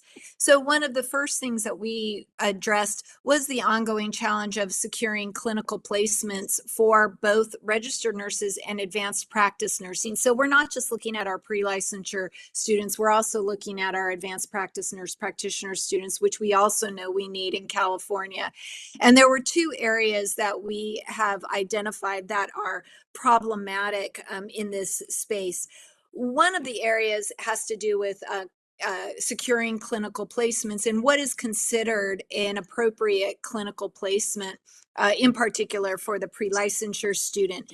And in the CCRs, or excuse me, in the California Business and Professions Code, there is specific language around geriatrics, medical surgical, mental health, psychiatric nursing, obstetrics, and pediatrics. We are finding across the nation and in California as well that this way of identifying patient population groups is actually becoming outmoded given the rapid change in the way that healthcare is delivered in our country. And so we are asking that the BRN think about having more expansive language. And we recognize that this may require both legislative and regulatory action, but we would encourage the board to think about more expansive language that also reflects the kind of language that is being used in the accrediting bodies. I recognize that the BRN has referred to a presentation that Jerry Altmeyer presented at a CACN meeting, but I also wanted to point out that Dr. Altmeyer was a speaker for that conference and is not a representative of AACN or CCNE, which in referring to the essentials and the new competency-based standards that are being promulgated, she really was providing additional information. She's not an authoritative source on those specific documents. I myself sat on the committee that wrote the essentials. And with the comment about the competency-based education needs to specifically state what learners do and needs to specify patient groups, that's actually not necessarily correct. It depends on what the competency is. It depends on how specific that is. If you look at the essentials that we're referring to that are really providing guidance for most accredited schools now, the competencies and the sub-competencies are agnostic when it comes to patient populations. They can be used across populations, and that was designed on purpose because the AACN has adopted a process of thinking about healthcare across spheres as opposed to specific patient populations. So thinking about the primary care or ambulatory care setting, thinking about the palliative or end of life setting, thinking about places where individuals receive chronic care, and then of course thinking about general health promotion efforts. These can be provided, as I said, agnostic to patient population, and still allow for specific competencies around age-related or other specific disease-related populations. So we just want to make clear that there's that understanding of the competencies, and we don't feel that that is in conflict with being able to alter the language to be more expansive in the regulations that will then open potential opportunities for clinical placements that are not traditionally seen as the med-surg, the pediatric, and so forth. As we know, care is being provided in lots of different places now, including online and through telemedicine. With regards to the simulation hours, so also in issue 1, we aside from changing statutory and regulatory language, we also wanted to address the number of simulation hours that are currently allotted. Obviously, we recognize there's a lot of opportunity for discussion in this space. What we would like to point out, and we recognize that the BRN has correctly identified the states that have varying direct hour requirements throughout the United States. We also would like to point out that many states have no direct care hour requirement and look more to the educational institution for the units allotted that correspond to the courses that the students take. We also want to point out that while there is evidence around simulation, and of course the board has cited the sort of seminal study, which now is over 10 years old, and we know that simulation techniques and our knowledge around simulation has grown substantially over the last 10 years.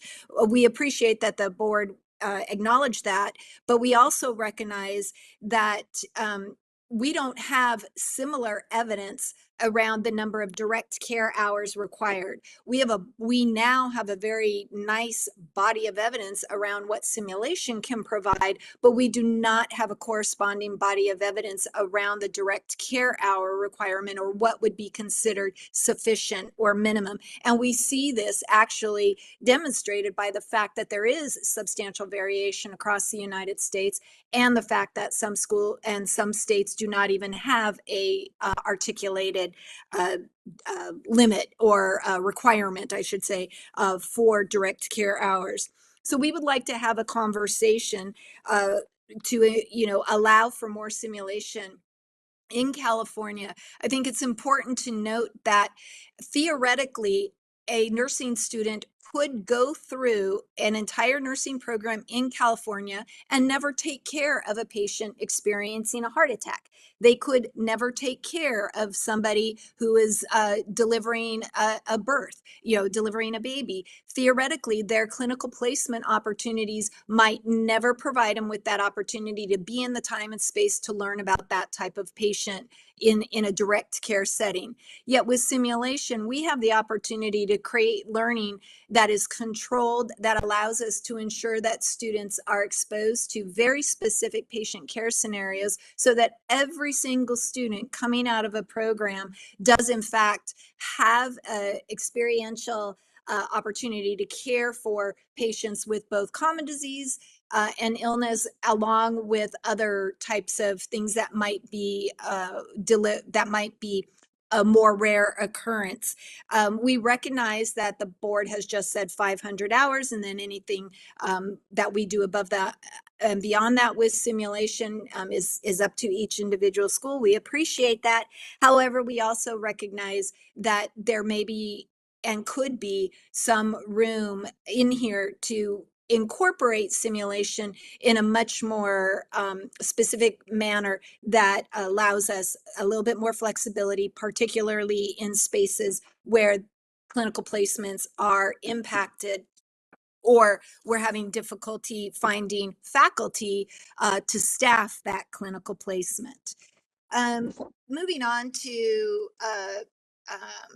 some of the other issues, we recognize that the board has provided some responses, and some of these are not as timely as they might, our concerns are not as timely as they might have been back in February.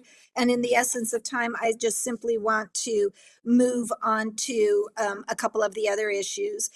We recognize that the LVN option is, and this has been an issue that has been brought up in numerous conversations in the past. We understand and appreciate the goal of the legislature and the governor to provide opportunities for high-paying, fulfilling careers for more individuals and different pathways to that. We have substantial concerns, however, about this option. First of all, it's not frequently used. In querying our membership, most people cannot remember the last time this option was used. More importantly, in most schools, this option cannot result in a degree being conferred. It allows the individual to sit for the NCLEX, but they do not receive a degree in many cases.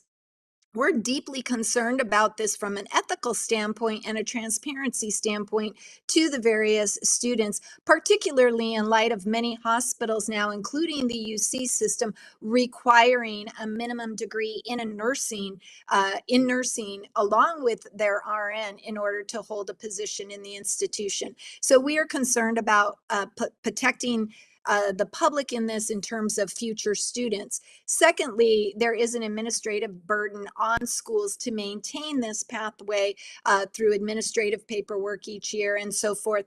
And if it's being utilized on rare occasions, we would greatly appreciate an opportunity to come up with different kinds of pathways for students, again, assuring that they are able to not only qualify for the NCLEX, but also end up with a degree in the process so that they have mobility and can work elsewhere. With the current process, they truly can't leave the state and get a job someplace else. And I know we want to keep people in California. We want to, solve our own nursing shortage, but we do think that there's an ethical mandate to revisit this and think about things that are much more sustainable over time.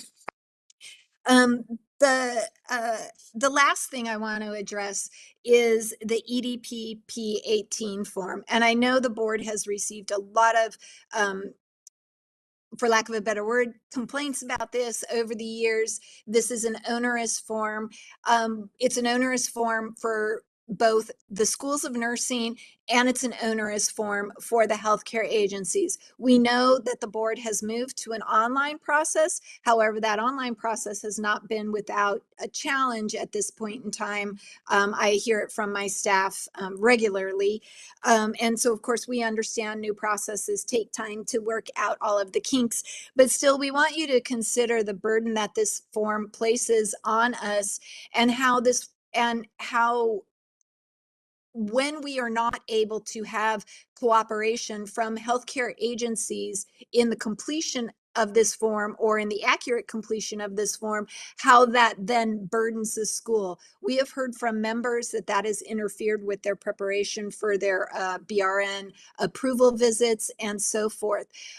We have healthcare agencies telling us they will not sign the form. And in fact, the VA system in many places throughout the state has actually stated that they will not complete the form and that they are not required to complete the form because they are a federal entity.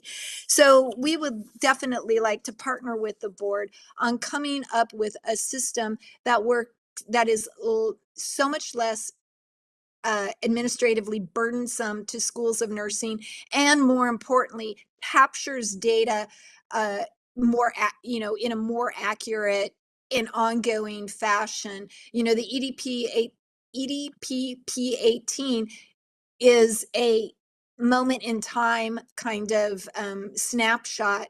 And again, the accuracy there and the ongoing accuracy of that, calls that data into question.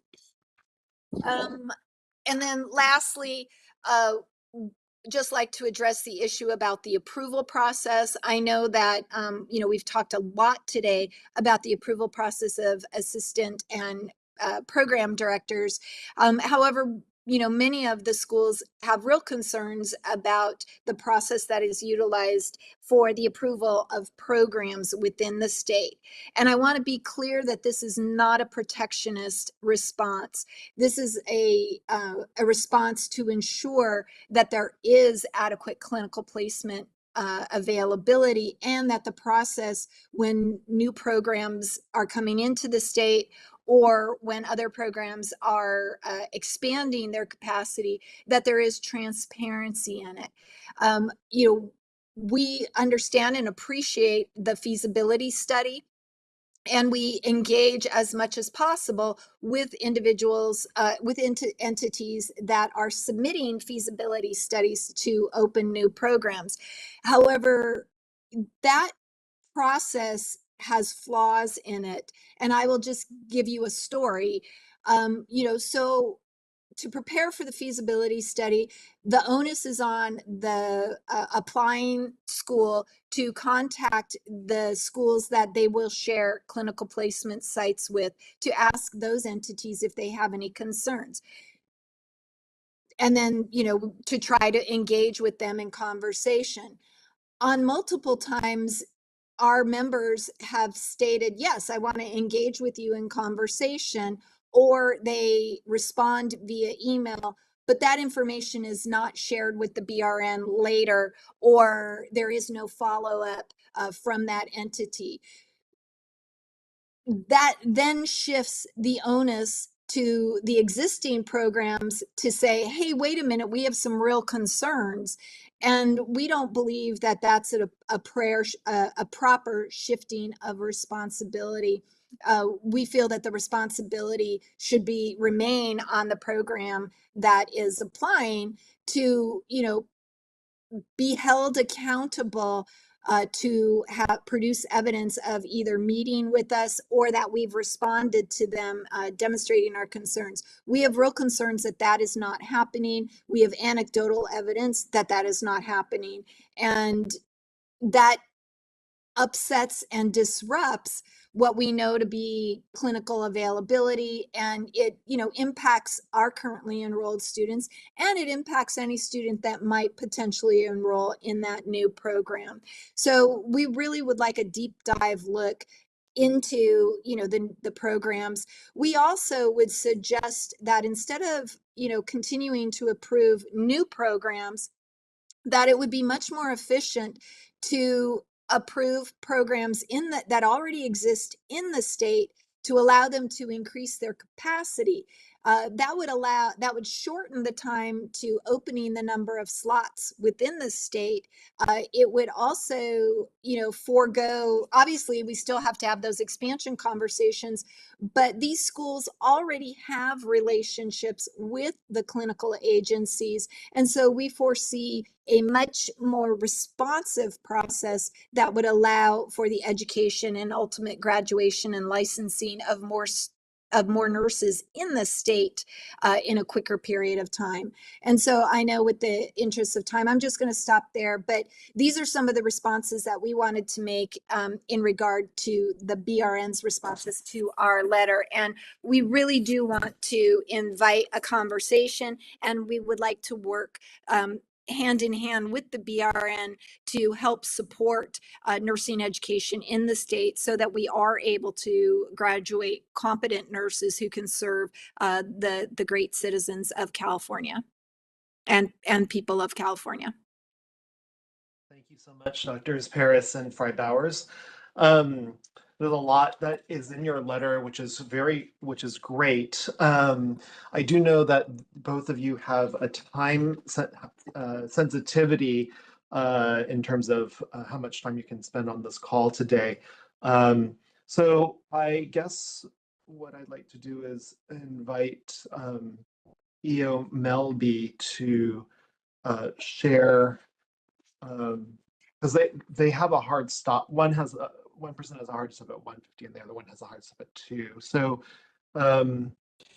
Lori, do you want to go next? Yes, if I could, that'd be great. And I'll try to speed through it. But I don't want to miss any important information. So if you guys want to have further detailed discussion, I'm always available. So the first one, talking about the mapping of the curriculum. With the MedSurg OB-Peds, Psych Mental Health and Jerry, the issue that we run across is really looking at reciprocity. Our guidelines in 1426 sets the stage for how we review international curriculum as well as all other United States approved programs. And so any changes to 1426 where we deviate from MedSurg OB-Peds, like Mental Health and Jerry, would affect that review process for licensure, which is why we have not updated and changed those. That has not. So Lori, can I just quickly ask though? I mean, we're not asking for, you to eliminate, we're asking for expansion. So yes, so I'm not exactly sure how that, if I could finish. So I promise I'll answer that.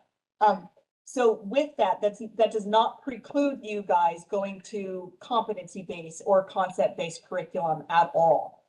You guys are able to do that. We have several programs that are concept-based curriculum, as well as many that are pursuing the competency-based curriculums. What we ask for is a crosswalk so that we could show that the MedSurg OB-Peds, Psych Mental Health and Jerry is met. We do that same thing with our international as well as our other United States programs. If they submit a curriculum for us to review so that a person can be licensed, if it is not clear, we ask for a crosswalk so that that can be reviewed. So our current 1426 curriculum CCR does not preclude any of you guys from going and doing QSIN, doing essentials, doing concept-based, doing competency-based. You are all able to do that, and we welcome you guys to do that. The other thing is it also does not limit your clinical placements. You can use any clinical placement that you guys choose to use as long as it meets your objectives. So when we look at approving clinicals in 1427, it says that you can't use a clinical that doesn't meet your objectives. They're your objectives, they're your clinicals. You show that they can be met, they will be approved. It is not limited to place.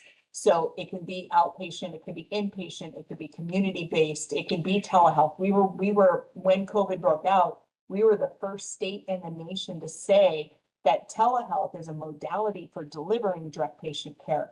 Therefore, telehealth is accepted. And we don't have anything in our current regulation that limits the use of telehealth to 25%, 50%, 100%. If in your curriculum, all of your objectives can be met through telehealth, and you can meet your program objectives, and you can meet the BCP of 2725, where you produce a graduate that can meet the competency requirements of being an RN. If you're able to do that somehow through 100% telehealth, that is a modality of delivering direct patient care. That's even how it's defined in our California laws outside of the BRN. So you can do that. You just have to show us how that is being done. So not limiting in any of those areas. On your hard to find placements with the 500 hours that we have, you're able to do at minimum 30. So pediatrics is a very difficult placement. All you need to do in pediatrics is 30 hours of direct patient care. So if you have a 2-unit clinical for peds, that's 96 hours. That means 66 hours can be done in simulation and 30 in direct care. That's greater than 50% in that. And so that allows you that flexibility. We didn't want to put a 50% limit because we were hearing that sometimes Jerry was difficult, Sometimes peds was difficult, sometimes psych was difficult. So again, I mean, it goes up exponentially. If you have a 3-unit psych clinical, that's 144 clinical hours. You're only required to do 30 of that in direct patient care. That allows you to do 114 hours in psych in simulation.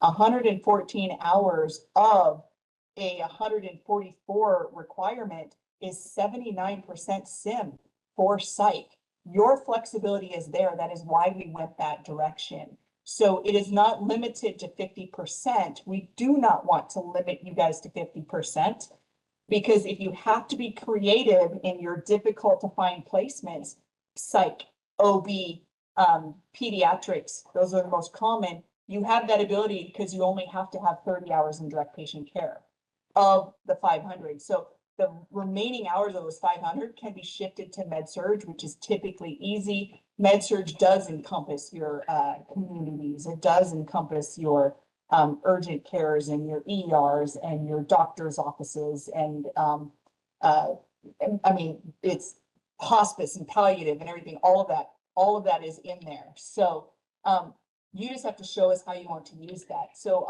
I again caution you for pursuing a hard 50%, because that's going to limit your ability to manage those difficult to find placements. Again, if you have a 2-unit peds, you're 96 hours, you're only required to do 30 direct patient care. That leaves 66 hours of those 96 hours that can be done in simulation. That puts you at 68.75% simulation in pediatrics, which will make it much easier for you guys to do that.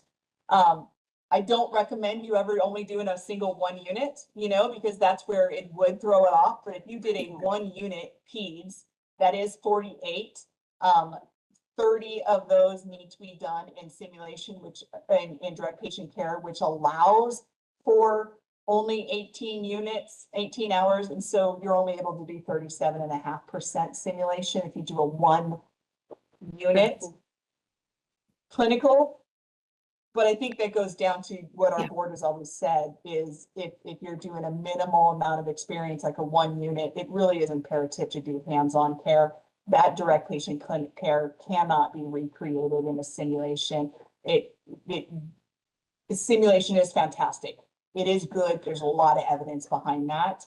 But when you're going down to just having minimal amounts of exposure, you really do want to err on the side of caution that it is direct patient care. So that's only when you're looking at 48. But if you're looking at anything that is 2 units or above, you have the ability to do greater than 50% sim in every one of those courses. So Lori, can I just ask some clarifying questions then? And I really appreciate this dialogue because this is really incredibly helpful. And I think maybe where some of the challenges lie is maybe in some variation among how the NECs are applying this when our directors and deans seek guidance. Because I know, and I've heard from multiple folks, particularly around using telehealth, ambulatory care, and so forth, that they were not able to use that for the setting that they wanted to use it in, that they wanted to do it in. And so I just, perhaps if there could be more consistent guidelines, I'm not sure where the disconnect is. I certainly appreciate the fact that you're telling us that, med-surg can be in an ambulatory and it can be, street medicine, whatever the case may be. But I'm hearing, and we're hearing, the board of CACN is hearing from our membership that is not what's happening, boots on the ground.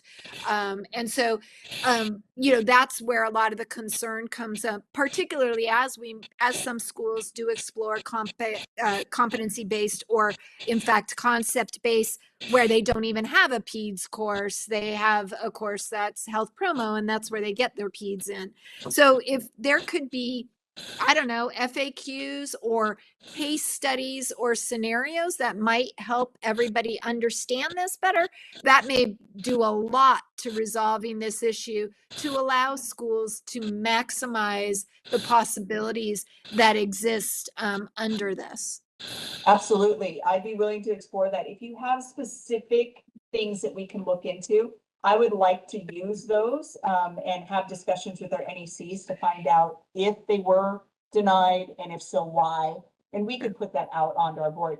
One thing that we did do just this year is when we did hear about a rural community college getting denied a clinical placement, we asked for a specific example. We have not received it, but we do think that we know what it was. And so what we initiated with the NECs is a second look. Very similar process that we've done on other areas within our board, that if one NEC denies, that's the only time that we look at it, is we'll have it brought back to the group of NECs to have a discussion and to see if there's any way that it could be approved, to make sure that everybody would make the same decision so that it is cohesive and it is the same, right? Approvals, we don't mind, approvals, go for it. We're not going to do a second look on that, but any denial, we've asked for a second look. And that was just initiated for clinicals. That is not something we've done in the past. So we're hoping that that does clear up quickly. We see so many various clinicals. We've had clinicals approved when they're working at immigration areas where they're coming in and they're doing health screening and health promotion there. Those get approved. I mean, they are boots on the ground. They're doing homeless. They're doing all kinds of stuff. You just have to show us how it's meeting your objectives. The one example that I use frequently as when we've denied is during COVID, many put forth that they were going to do Meals on Wheels and they were going to use it to meet their med-surg objectives. We were not able to find a correlation how Meals on Wheels was going to meet their med-surg objectives. They were not able to provide us that information. We did have to deny the use of that. Now, can they use Meals on Wheels for their community? Absolutely, 100%. That can go towards your PHN, et cetera, can meet part of your 90 supervised hours. That's something that can be done, but we were not able to use it for med-surg. So those are the conversations that we welcome and want to have. So I just want to let you know that the way that 1426 is written, it is expansive of all of this. We just ask for you guys to show us how to do that. We should not be limiting with this language. It should be inclusive and allowing you guys to continue to grow, including telehealth, et cetera, in all of those. And we do have many approvals out there. Again, we do see this a lot in our private colleges and universities. And we are now seeing it more in our community colleges and public institutions. And we actually have Tammy Vetpol on this committee with you guys, where she was one of the very first ones to get concept-based curriculum approved through BRN, and I was the NEC that approved it. They don't have a separate PEDS, or did not. They may have changed that recently. I'm speaking probably 10 years in the past, but they did not have a PEDS class. They did not have a GERI or OB class. It was like a 5-unit course, and it covered everything, and they just had to show us in a crosswalk how it was. I'll move quickly from that, if that answers some of those ones that you guys brought up in that simulation kind of curriculum one. I'll move on to the direct patient care. The examples proved here are from the National Council of State Boards of Nursing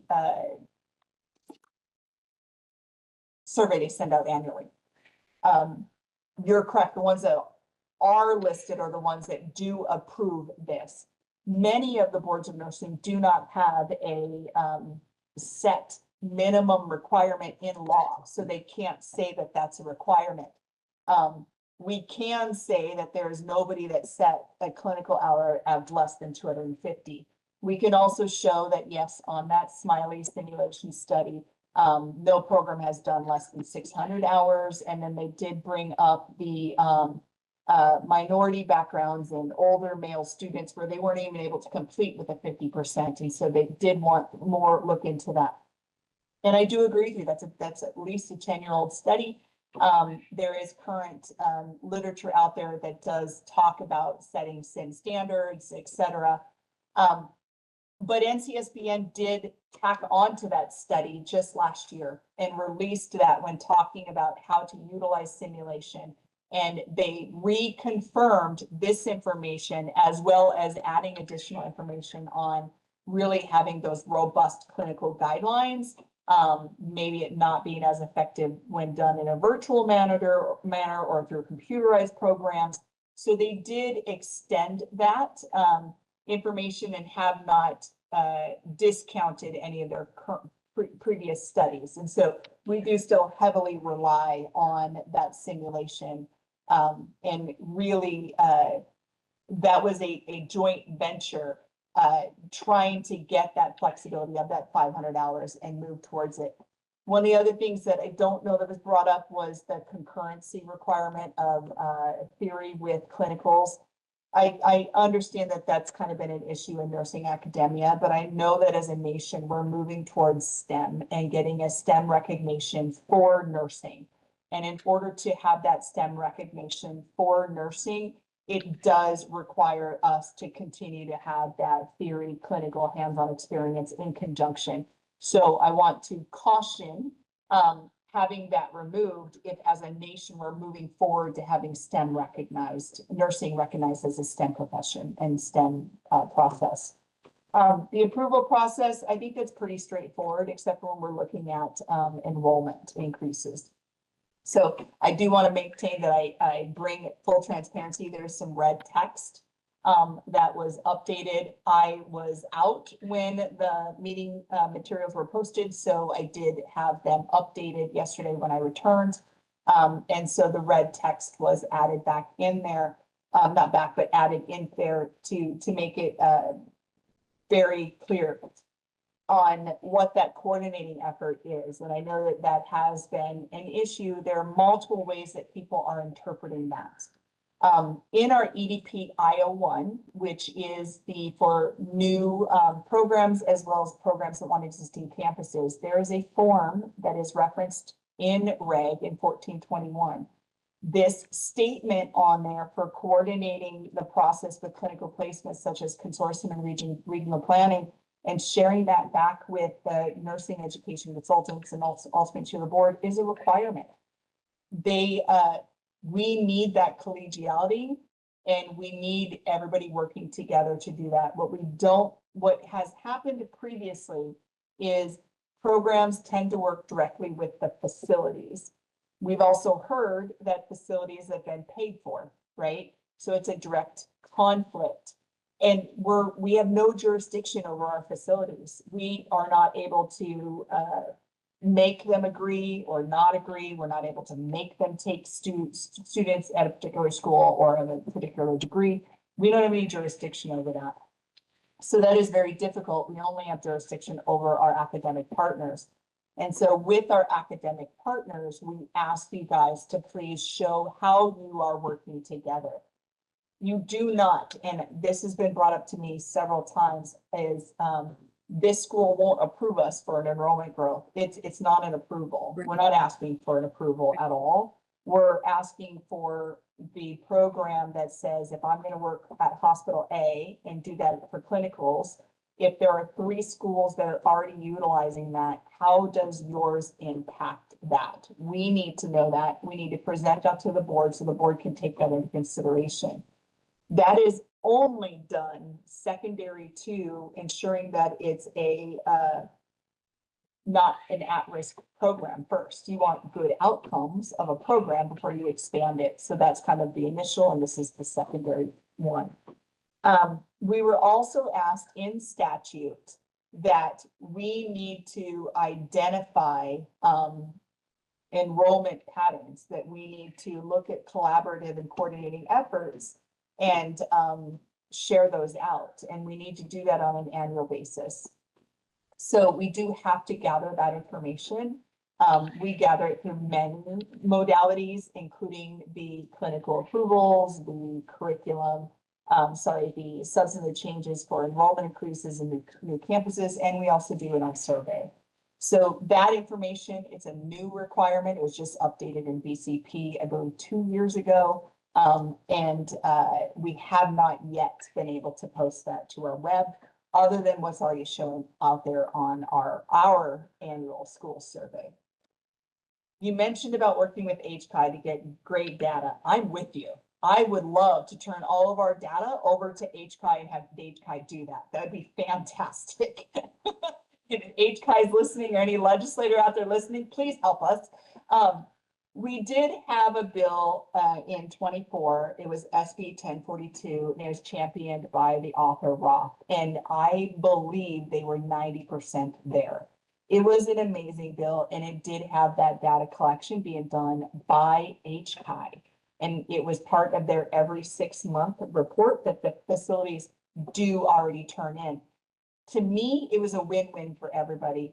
I would love a legislative person to look at SB 1042 from 2024 that was written by Roth and have them bring that back to life somehow. Roth is gone. I wish he wasn't.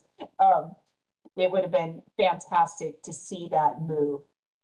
There was a lot of work with CHA and the academic institutions to get that to where it was, as well as a lot of conversations with HCI. And I do believe that that would change the way that this is done. And again, our board took a position of support when that was going through. I do see that that would be something that would be beneficial. I could see our board continuing to support that if that's something that would be able to move. And I think that it would take a lot of that data collection that we've been charged to do off our plate, not be a conflict, and can be done through HCI because they are very good at data collection. And we have been proven not to be so good at data collection based on the last California state audit. We get the data, we don't know what to do with it. We have one research data analyst at our within our board staff, and we contract out with UCSF. We have limits. It's very different with HCI. So again, absolutely support that. Another thing that you had asked about is, really who's accountable for presenting what to our board. And we need public voice, which becomes other program director voice. We need that. It really helps us, helps our board make those decisions. But ultimately, what we have jurisdiction over is 16 CCR 1423B. And that to me is a pivotal section in our California Code of Regulations, which says on approval requirements for an academic institution, knowingly concealing a material fact required to be submitted to the board or knowingly misrepresenting a material fact submitted to the board is cause for denial of an application or revocation of an approved nursing program's approval. So if there's a new program coming in and they say, hey, I have all these clinical placements, I'm not going to affect anybody, everything's good, and our board approves them, and we find out that they knowingly misrepresented that material fact, soon as we get that, we can take action. If they're required to turn something in, they're already approved program, and they're not giving us that information for some reason, we can take action on that as well. So we have the ability to do that. We need people participating in this so that we are able to know that. We cannot be throughout the state, but you guys know all of your academic partners local to you. And just like we require our RNs in a hospital, if you see an RN that's not acting in the manner that they could, we ask that you let us know about that so we can do an investigation. We ask that same thing to happen within our academic partners. Let us know so that we can do an investigation and we can help with that that process. But we can't be in all areas. We can't vet everything, but we do definitely try to do that, and we just ask for assistance with that. The 30-unit option, goodness, I was a program director. I hated doing the 30-unit option, but I did have a few people that actually chose the 30-unit option when I was a program director, and I did get some successful completions out of it. We are one of the only states, I believe, I don't think there's many other states out there that allow nurses to be licensed without a degree. We have no degree requirement in our state. Again, it goes to that flexibility that California offers that many other states don't. I know, like the state of North Dakota, you must have a bachelor's degree or you won't get licensed, right? So The requirement that we put in there is that you must counsel the student that wants to take the 30-unit option so that they know that they are limited to California for an RN license.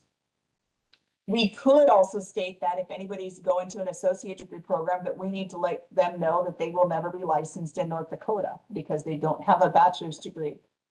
But there has to be an onus that has to happen to that student and ultimate graduate and nursing person, that if we let them know that your license is not an automatic license, it's not a national license, it is a state license, they need to do the due diligence of what is required for licensure in every other state.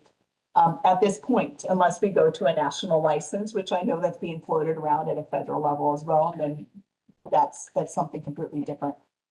But in the meetings with Interagency Advisory Committee on Apprenticeships, with the governor's plan, he does not want to exclude any option to a profession.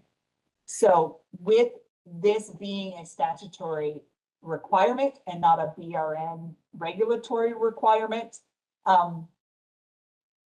we could always ask to have this amended in our sunset.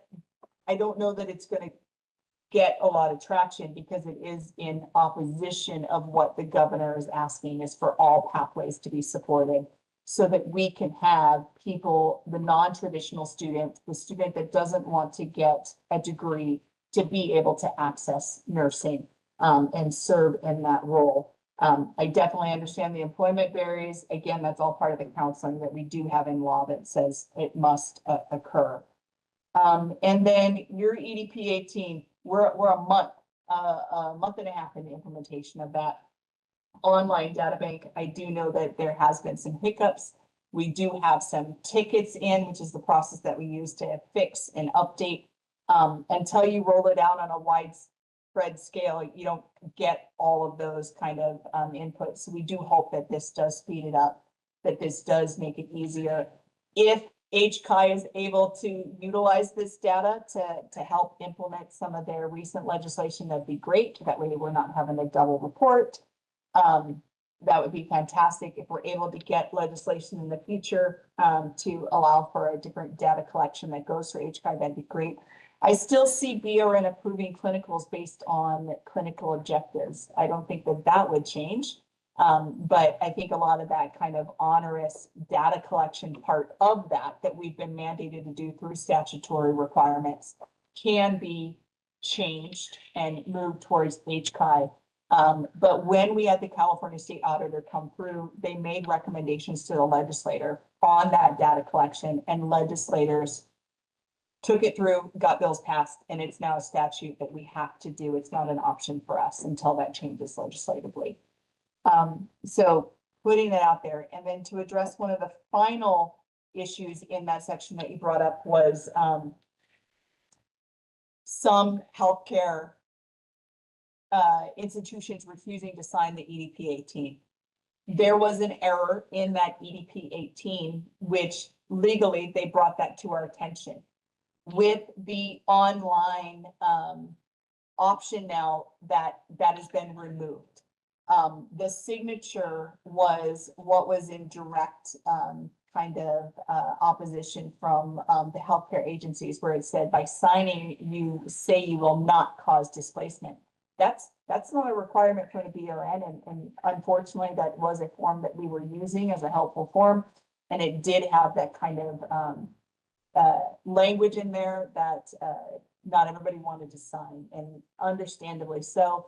So with the online system, that statement has been updated. It is school specific, where it says that the school has taken into consideration. By doing that, they do have to have conversation with the facility to find out who else is there so that they can take that into consideration. And that is why the signage now is that they're taking it into consideration of what an impact would have, not that we're guaranteeing no displacement will occur. That has been corrected. I do believe that that will change things going forward. Again, that is brand new as of May 1st, so you may not have seen any updates from that yet. But we do anticipate that this will answer some of those issues that were raised, especially when legal counsel has reached out in the past saying they would not sign based on that statement. So hopefully I answered everything in that section. They had to drop off because of the time issues. But this has been very helpful, Lori, and thank you so much for your review of this great document that I've had to print out because there were a lot of words. Super helpful. I do know that we have a CACN member, Dr. Altman. We have a COADN member, Dr. Van Hall. Tanya, maybe you can help bring some of this back to CACN and share everything that has been discussed today. Before I open it up to other committee members for review comment, I as somebody who now works in ambulatory care, I actually just going to put this out there. Med-surg it's not a word we use in ambulatory care. So I actually like the words and I understand all of the other nuances that you said, Lori. We do not consider ourselves med-surg in ambulatory care. So I just wanted to put that out there. And, I think words are very important.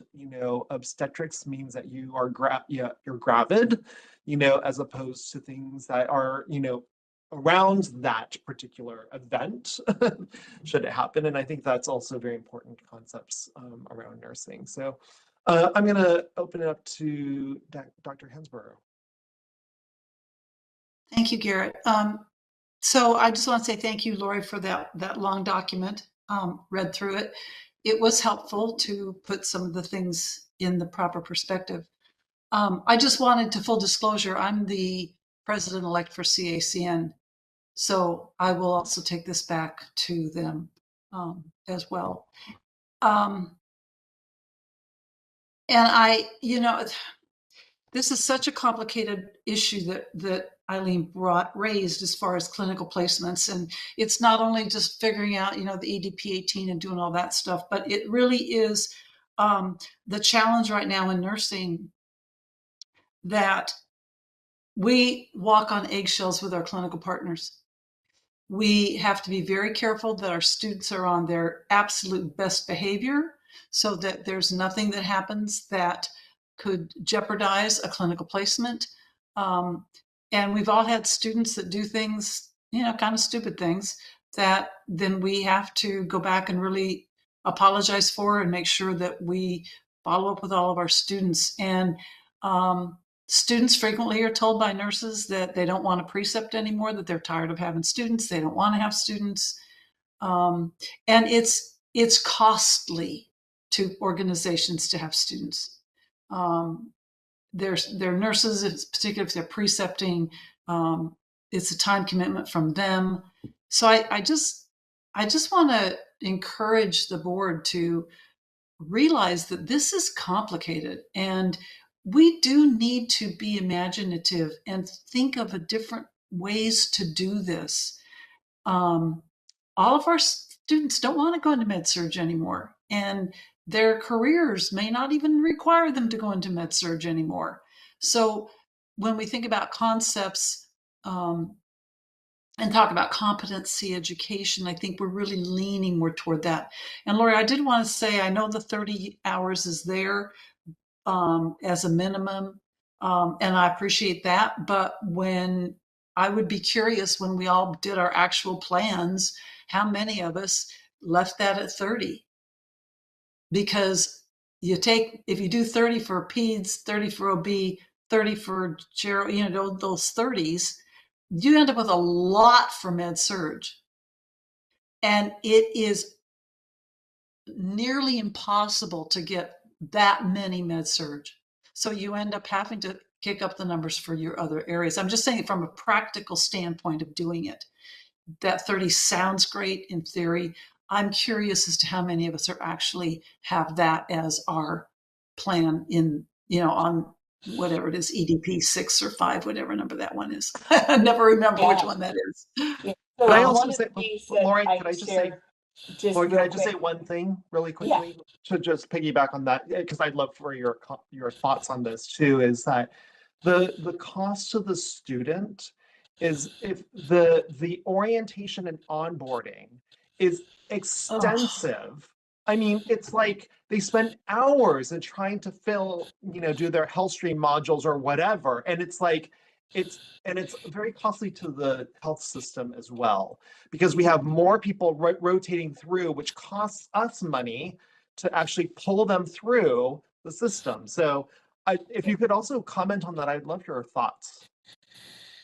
Yeah, so one of the things, just to answer Wendy first, is what we commonly see is 3 units fundies, 3 units med-surg 1, med-surg 2, med-surg 3, and then 2 units in OB, 2 units in peds, and 2 units in psych. And that equals our 16 or 18.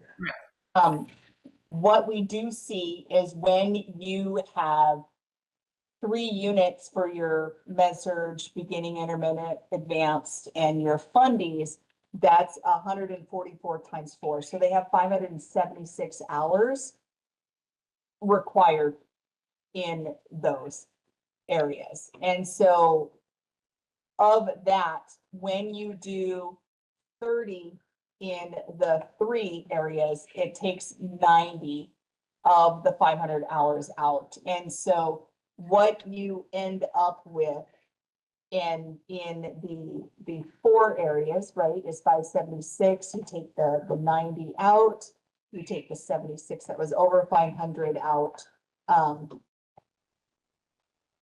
is 166 out. So let me just do that really quick. Is you end up doing about 410 hours in med-surg. And that becomes a lot, right? So It is a lot, and it's not always achievable. If you divide the 410 over 3, because usually fundies doesn't require a direct patient care aspect, you're doing about 140 clinical hours in direct patient care for each one of your med-surg. That's a lot.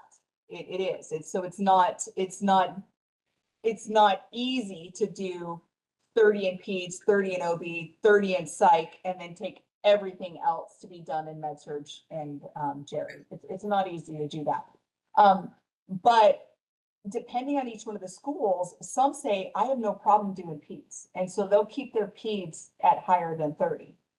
But they are having a problem in psych, so they drop psych down to 30. And then that helps them mediate some of that kind of issue with the med-surg.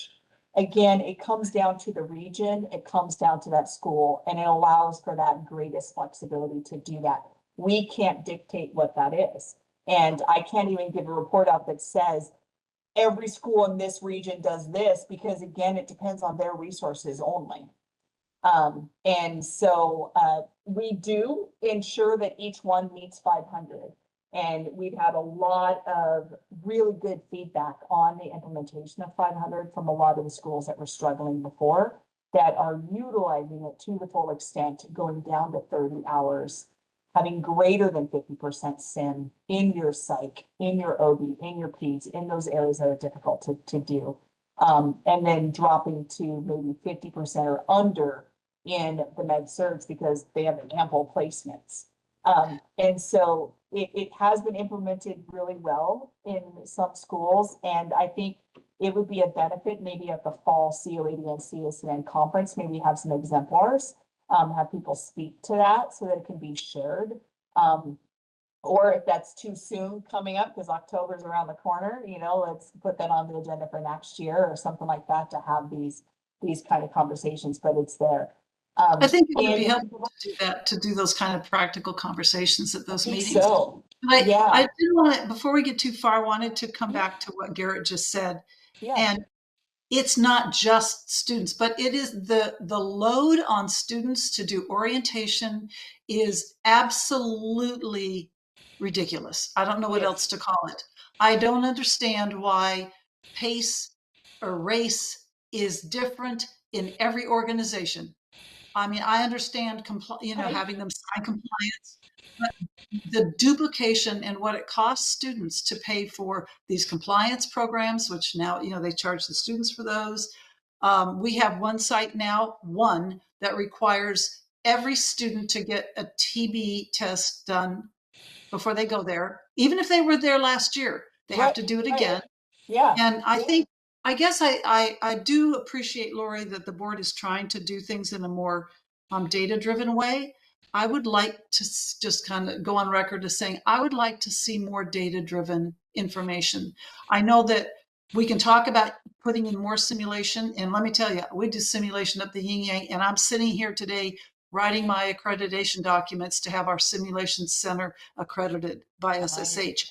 But that is extremely expensive.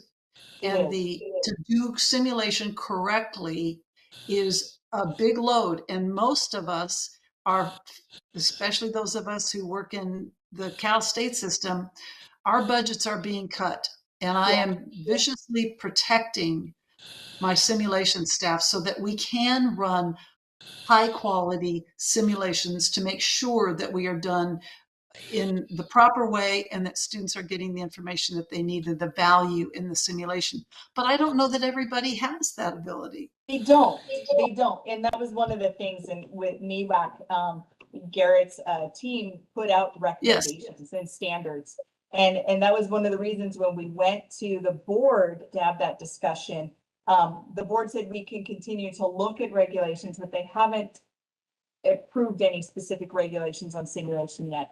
Because again, we're looking at 170 various schools, all various approvals, all in various areas, and some have resources and some don't. And so, and I appreciate that, but I do know that when I go to do my budget arguing, if I have the backup of the board or the backup of my accrediting agencies that says you kind of have to do this, it speaks a lot. And so I appreciated Garrett's presentation on simulation. I 110% support that, but it would be if the board would take a more of a formal stance on the value of simulation. I think it would go a long way towards supporting those of us trying to add simulations or have simulation staff in our schools. I think that would be helpful for us to take forward when we're arguing for our budgets.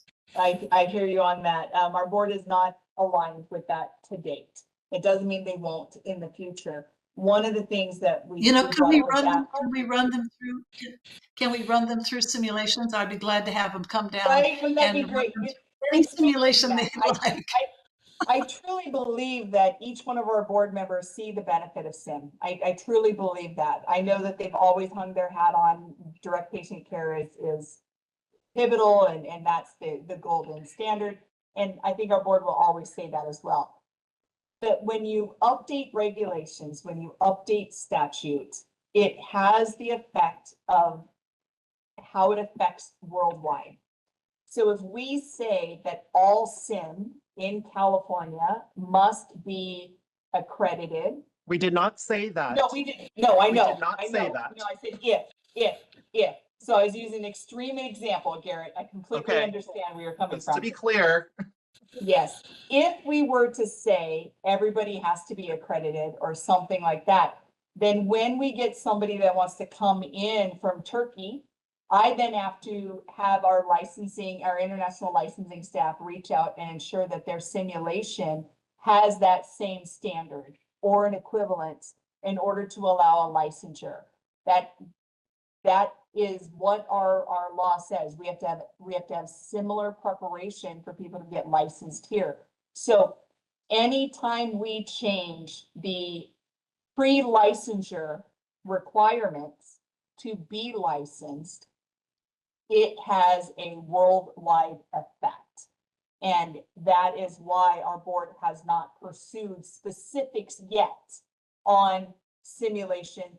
They have stayed quiet.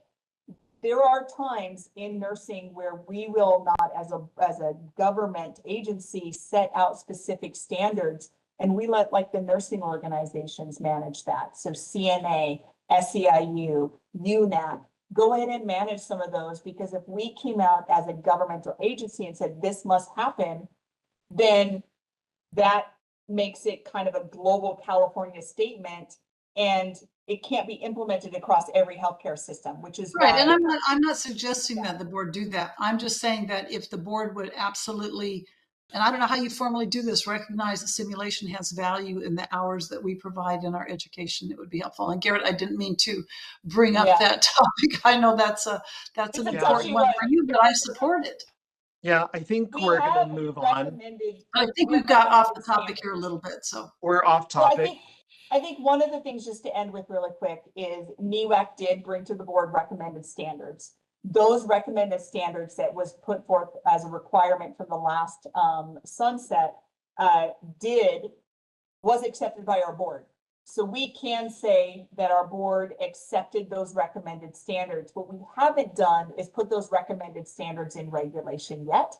That will be something to come. We don't want to make that a pre-licensure requirement, because if it's a pre-licensure requirement, then that becomes a requirement again globally.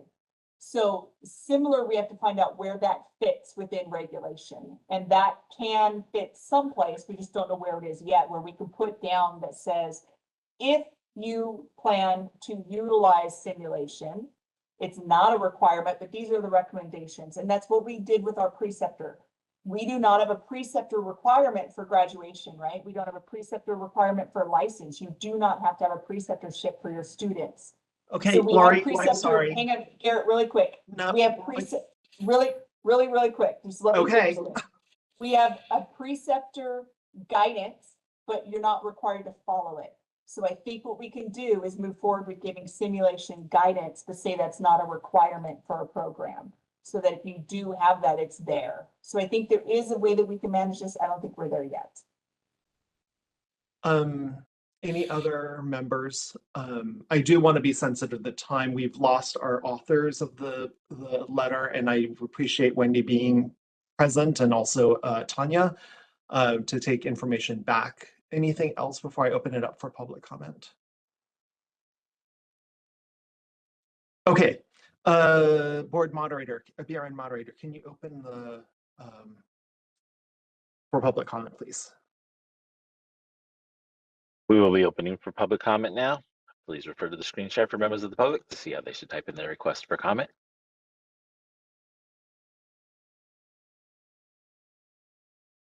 I've activated the question and answer feature. Members of the public can indicate they would like to make a comment by typing into the question box, "I would like to make a comment."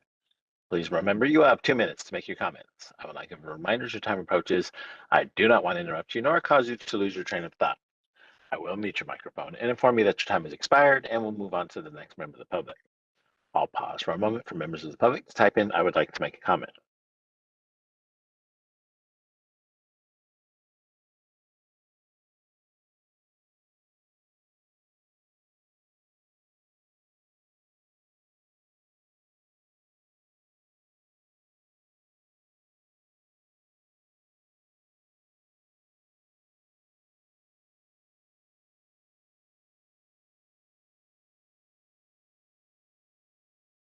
Committee Chair Chan, there are no public requests for comments on the WebEx, now known as Slido. We have no in-person representation in our physical location in BRN HQ. Would you like me to close this window? Yes, thank you. So there's a lot of discussion here. Oh, I'm sorry, Wendy, do you have your hand up? No, No, okay. I'm sorry, I will lower it. No, it's no problem. There's a lot that's going on here. I think what we need to do is get back with the CACN. So let's see, Reza, I need some help here. So given that Wendy and Tanya are part of CACN, if they're the only two to go back to the authors, Dr. Paris and Dr. Freibowers, is that a violation of Bagley-Keene? Sorry, let me make sure I understand. So if the two committee members go back and confer with the speakers that we had on here from CACN, yes, are we somehow creating like a subcommittee or committee of those members? No, that's fine. I mean, it Because they had to drop I think off, it's so. along the same reasoning that our subcommittees use to be able to work in between meetings, but they're not officially a subcommittee. Is that right? Right. Okay, but I think it still tracks as long as it's just the two of them. Yeah, and I think they just need to be, because they're not part of the discussion at the end, I think they need a summary of what happened, and then CACN can decide what they're going to do from here on out. I think the other thing to point out is this is a publicly noticed meeting, and so anything that's discussed here can be discussed anywhere. And we will have it on WebEx, and we will put it on our web. So for those that had to drop off, they can just go to, minute 3 hours and 25 minutes and continue to watch the rest of it. So I don't think there's any risk of violation at that point. Great. And just to confirm with you, Lori, that our meetings are also posted as YouTube videos? Yeah, so that's what we post on our website is Okay. the link to the YouTube video. It's where it's uploaded and DCA shares it out. So we send an email out to everybody and we say, hey, it's been posted, it's now available, it's on our web, and you click on that and it takes you to YouTube. Okay, perfect. That's great. Thank you. Let's see. We have no motion. Any last discussion from the committee? No. Okay, well, first I want to thank the BRN staff and legal counsel for their great review and their very clear table. Your table is super helpful, so thank you so much. I was very pleased to see that. And these are complex issues, and I don't think it's a one and done concept. And there are many things that, kind of touch these issues. And so it's important for us to have a public forum, though, to engage in the conversation. And so I'm sure we're going to hear about these in various iterations in future meetings, and also meetings with you, Lori. Whoever wants to talk to you and your board staff, I'm sure we'll have more conversations. So I do want to thank again the board, the BRN, and you, Executive Officer Melby, for your hard work on this. I'm going to move us to the next agenda item, which is 5.0. I got to look for my agenda. It's in one of these papers. I need to wean myself off of paper, but I can't seem to do it. Real quick, Garrett, before Yeah. we move on, Yeah. I just want to make sure that I take a moment just to check with the other committee members. Were there any more discussions that the committee members wanted outside of CACN membership that wanted to address anything on that table or needed any clarification on it? Thank you, Lori. Awesome. Perfect. Thank you. Okay, excellent. Let's go to 5.0. So this is agenda item 5.0, which is discussion and possible action regarding assignment replacement members to the clinical placement and impaction subcommittee. So we have the two people who are currently assigned that subcommittee are Joanne Spetz and, Judy Cornell. Macaulay, if you could just change BBK off of in the website to Judy Cornell, that would be great, because BBK is still showing up in the subcommittee on the website. I did get an email from Dr. Spetz saying that she cannot continue on the subcommittee. So she has been asked to step off of that, and I would like to volunteer for that subcommittee. So I think I need I think I'll make a motion. I guess I need to vote, right, Reza? Do I need a vote for this? Well, and just really quick, are you still? And on I'm going to step off of simulation? simulation. I'm stepping off of simulation. And so then who would be going on to simulation? I don't think that's agendaized here. Because we just addressed the clinical placement impaction subcommittee. So if you pulling yourself off, in Reza, deferring to you on this, part of this agenda item was not to address the simulation subcommittee. It was only to address this one. do we need to agendaize pulling Garrett off of the other one in order to put Garrett on to this one? Or can we, under this notice, be able to do both? I wouldn't get hung up on separately agendizing to remove Garrett from a committee. It's getting a little bit far out there. So if we're just filling the hole in this subcommittee that's identified in the agenda, then I think we're okay to move forward. As And long then as we are assuring that he's pulled off of the other committee, because if he's serving on both subcommittees, then he could well, I potentially. think sorry. through the course of You're this not- motion, we can pull him out of that one, put him on this one. Filling in that other subcommittee might be a little bit more of a question. Adding someone to a committee versus taking someone out. So I think you can make a motion. It may be worth it just for the record to do a call out to see if anybody else wants to throw themselves in for this one, but is there any nominate great call themselves out? or anyone else. Sure. Call out to anybody else who would like to put their hand in the ring for the.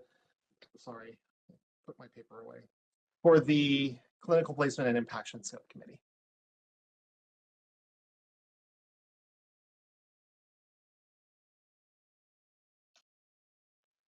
Hearing none.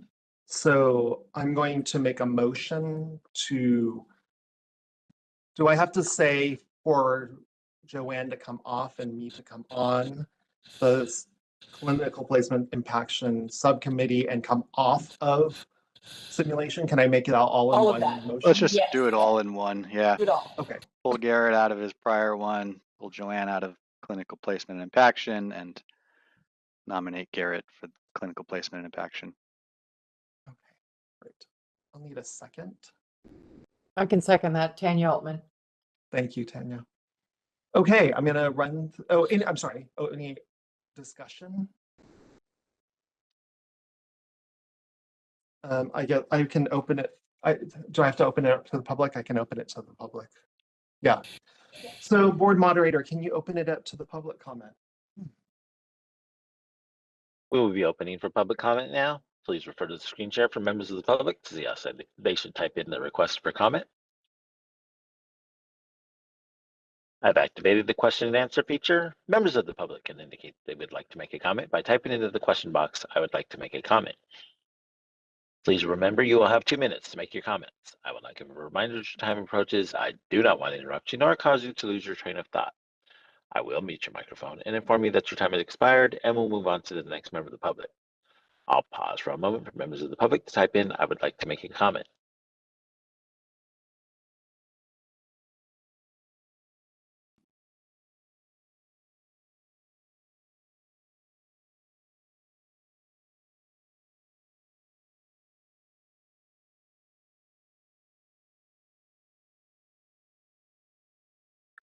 Committee Chair Chan, there are no public requests for comments on the WebEx, now known as Slido. We have no in-person representation in our location in BRN HQ. Would you like me to close this window? Yes, thank you. Thank you.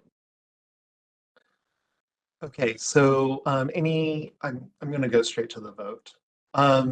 So roll call: Garrett Chan, yes. Janine Graves.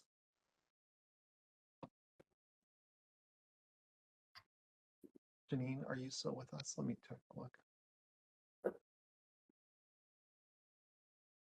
Oh, I guess we don't have a, let's see. Is Janine still here? No, she's not. Oh, wait. I see her. I can't hear her.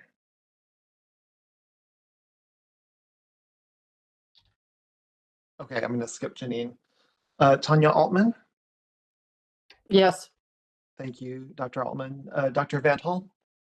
Yes. Thank you, Dr. Van Hall. Jennifer Shoma.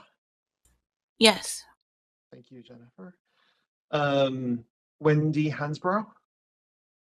Yes, and thank you, Garrett, for stepping up. Thanks. You're welcome. Dr. Garrett, Saji, yes. Garrett is Yes. Janine, and I got it to unmute, so I vote Okay. yes. Great, thank you, Janine. Saji de Guzman. Did we lose Saji? Is he still with us?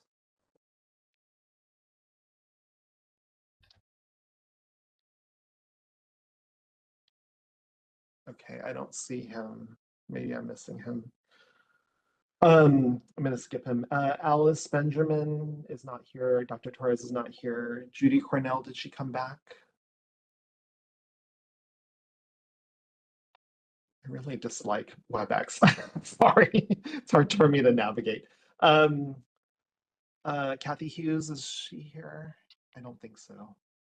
Jacqueline Bowman? No. Carmen Comsty? Yes. Thank you, Carmen. Joanne Smith's not here. And Sandra Miller? Yes. Okay, great. Wait, do I have a quorum? Okay, yeah, I was just going to ask that you count those. Okay. Let's see. I wasn't as you were going through.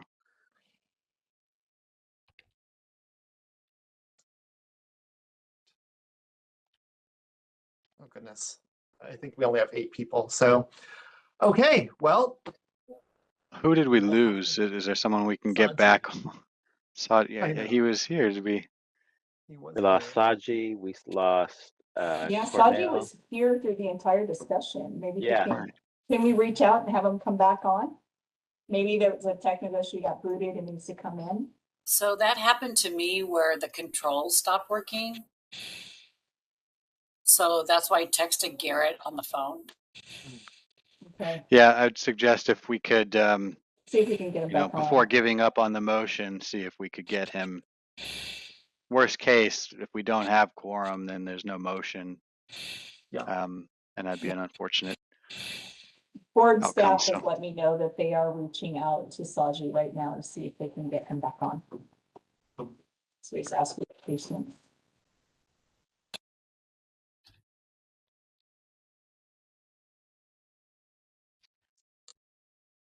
And Garrett, if this works and he comes back on in the next few minutes, you could still finish early. We're scheduled to go till 3. So I know. You still have 23 minutes to get him back. I would love to finish early. It's been a long Except day. I need to go, so.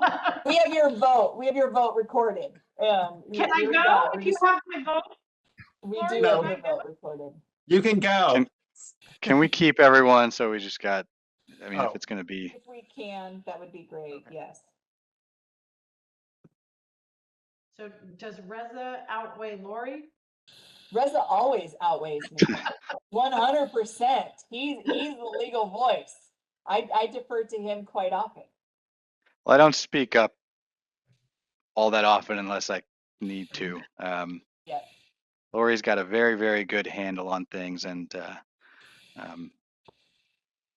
Well, in this case, I'd like to refer to Lori, but you know.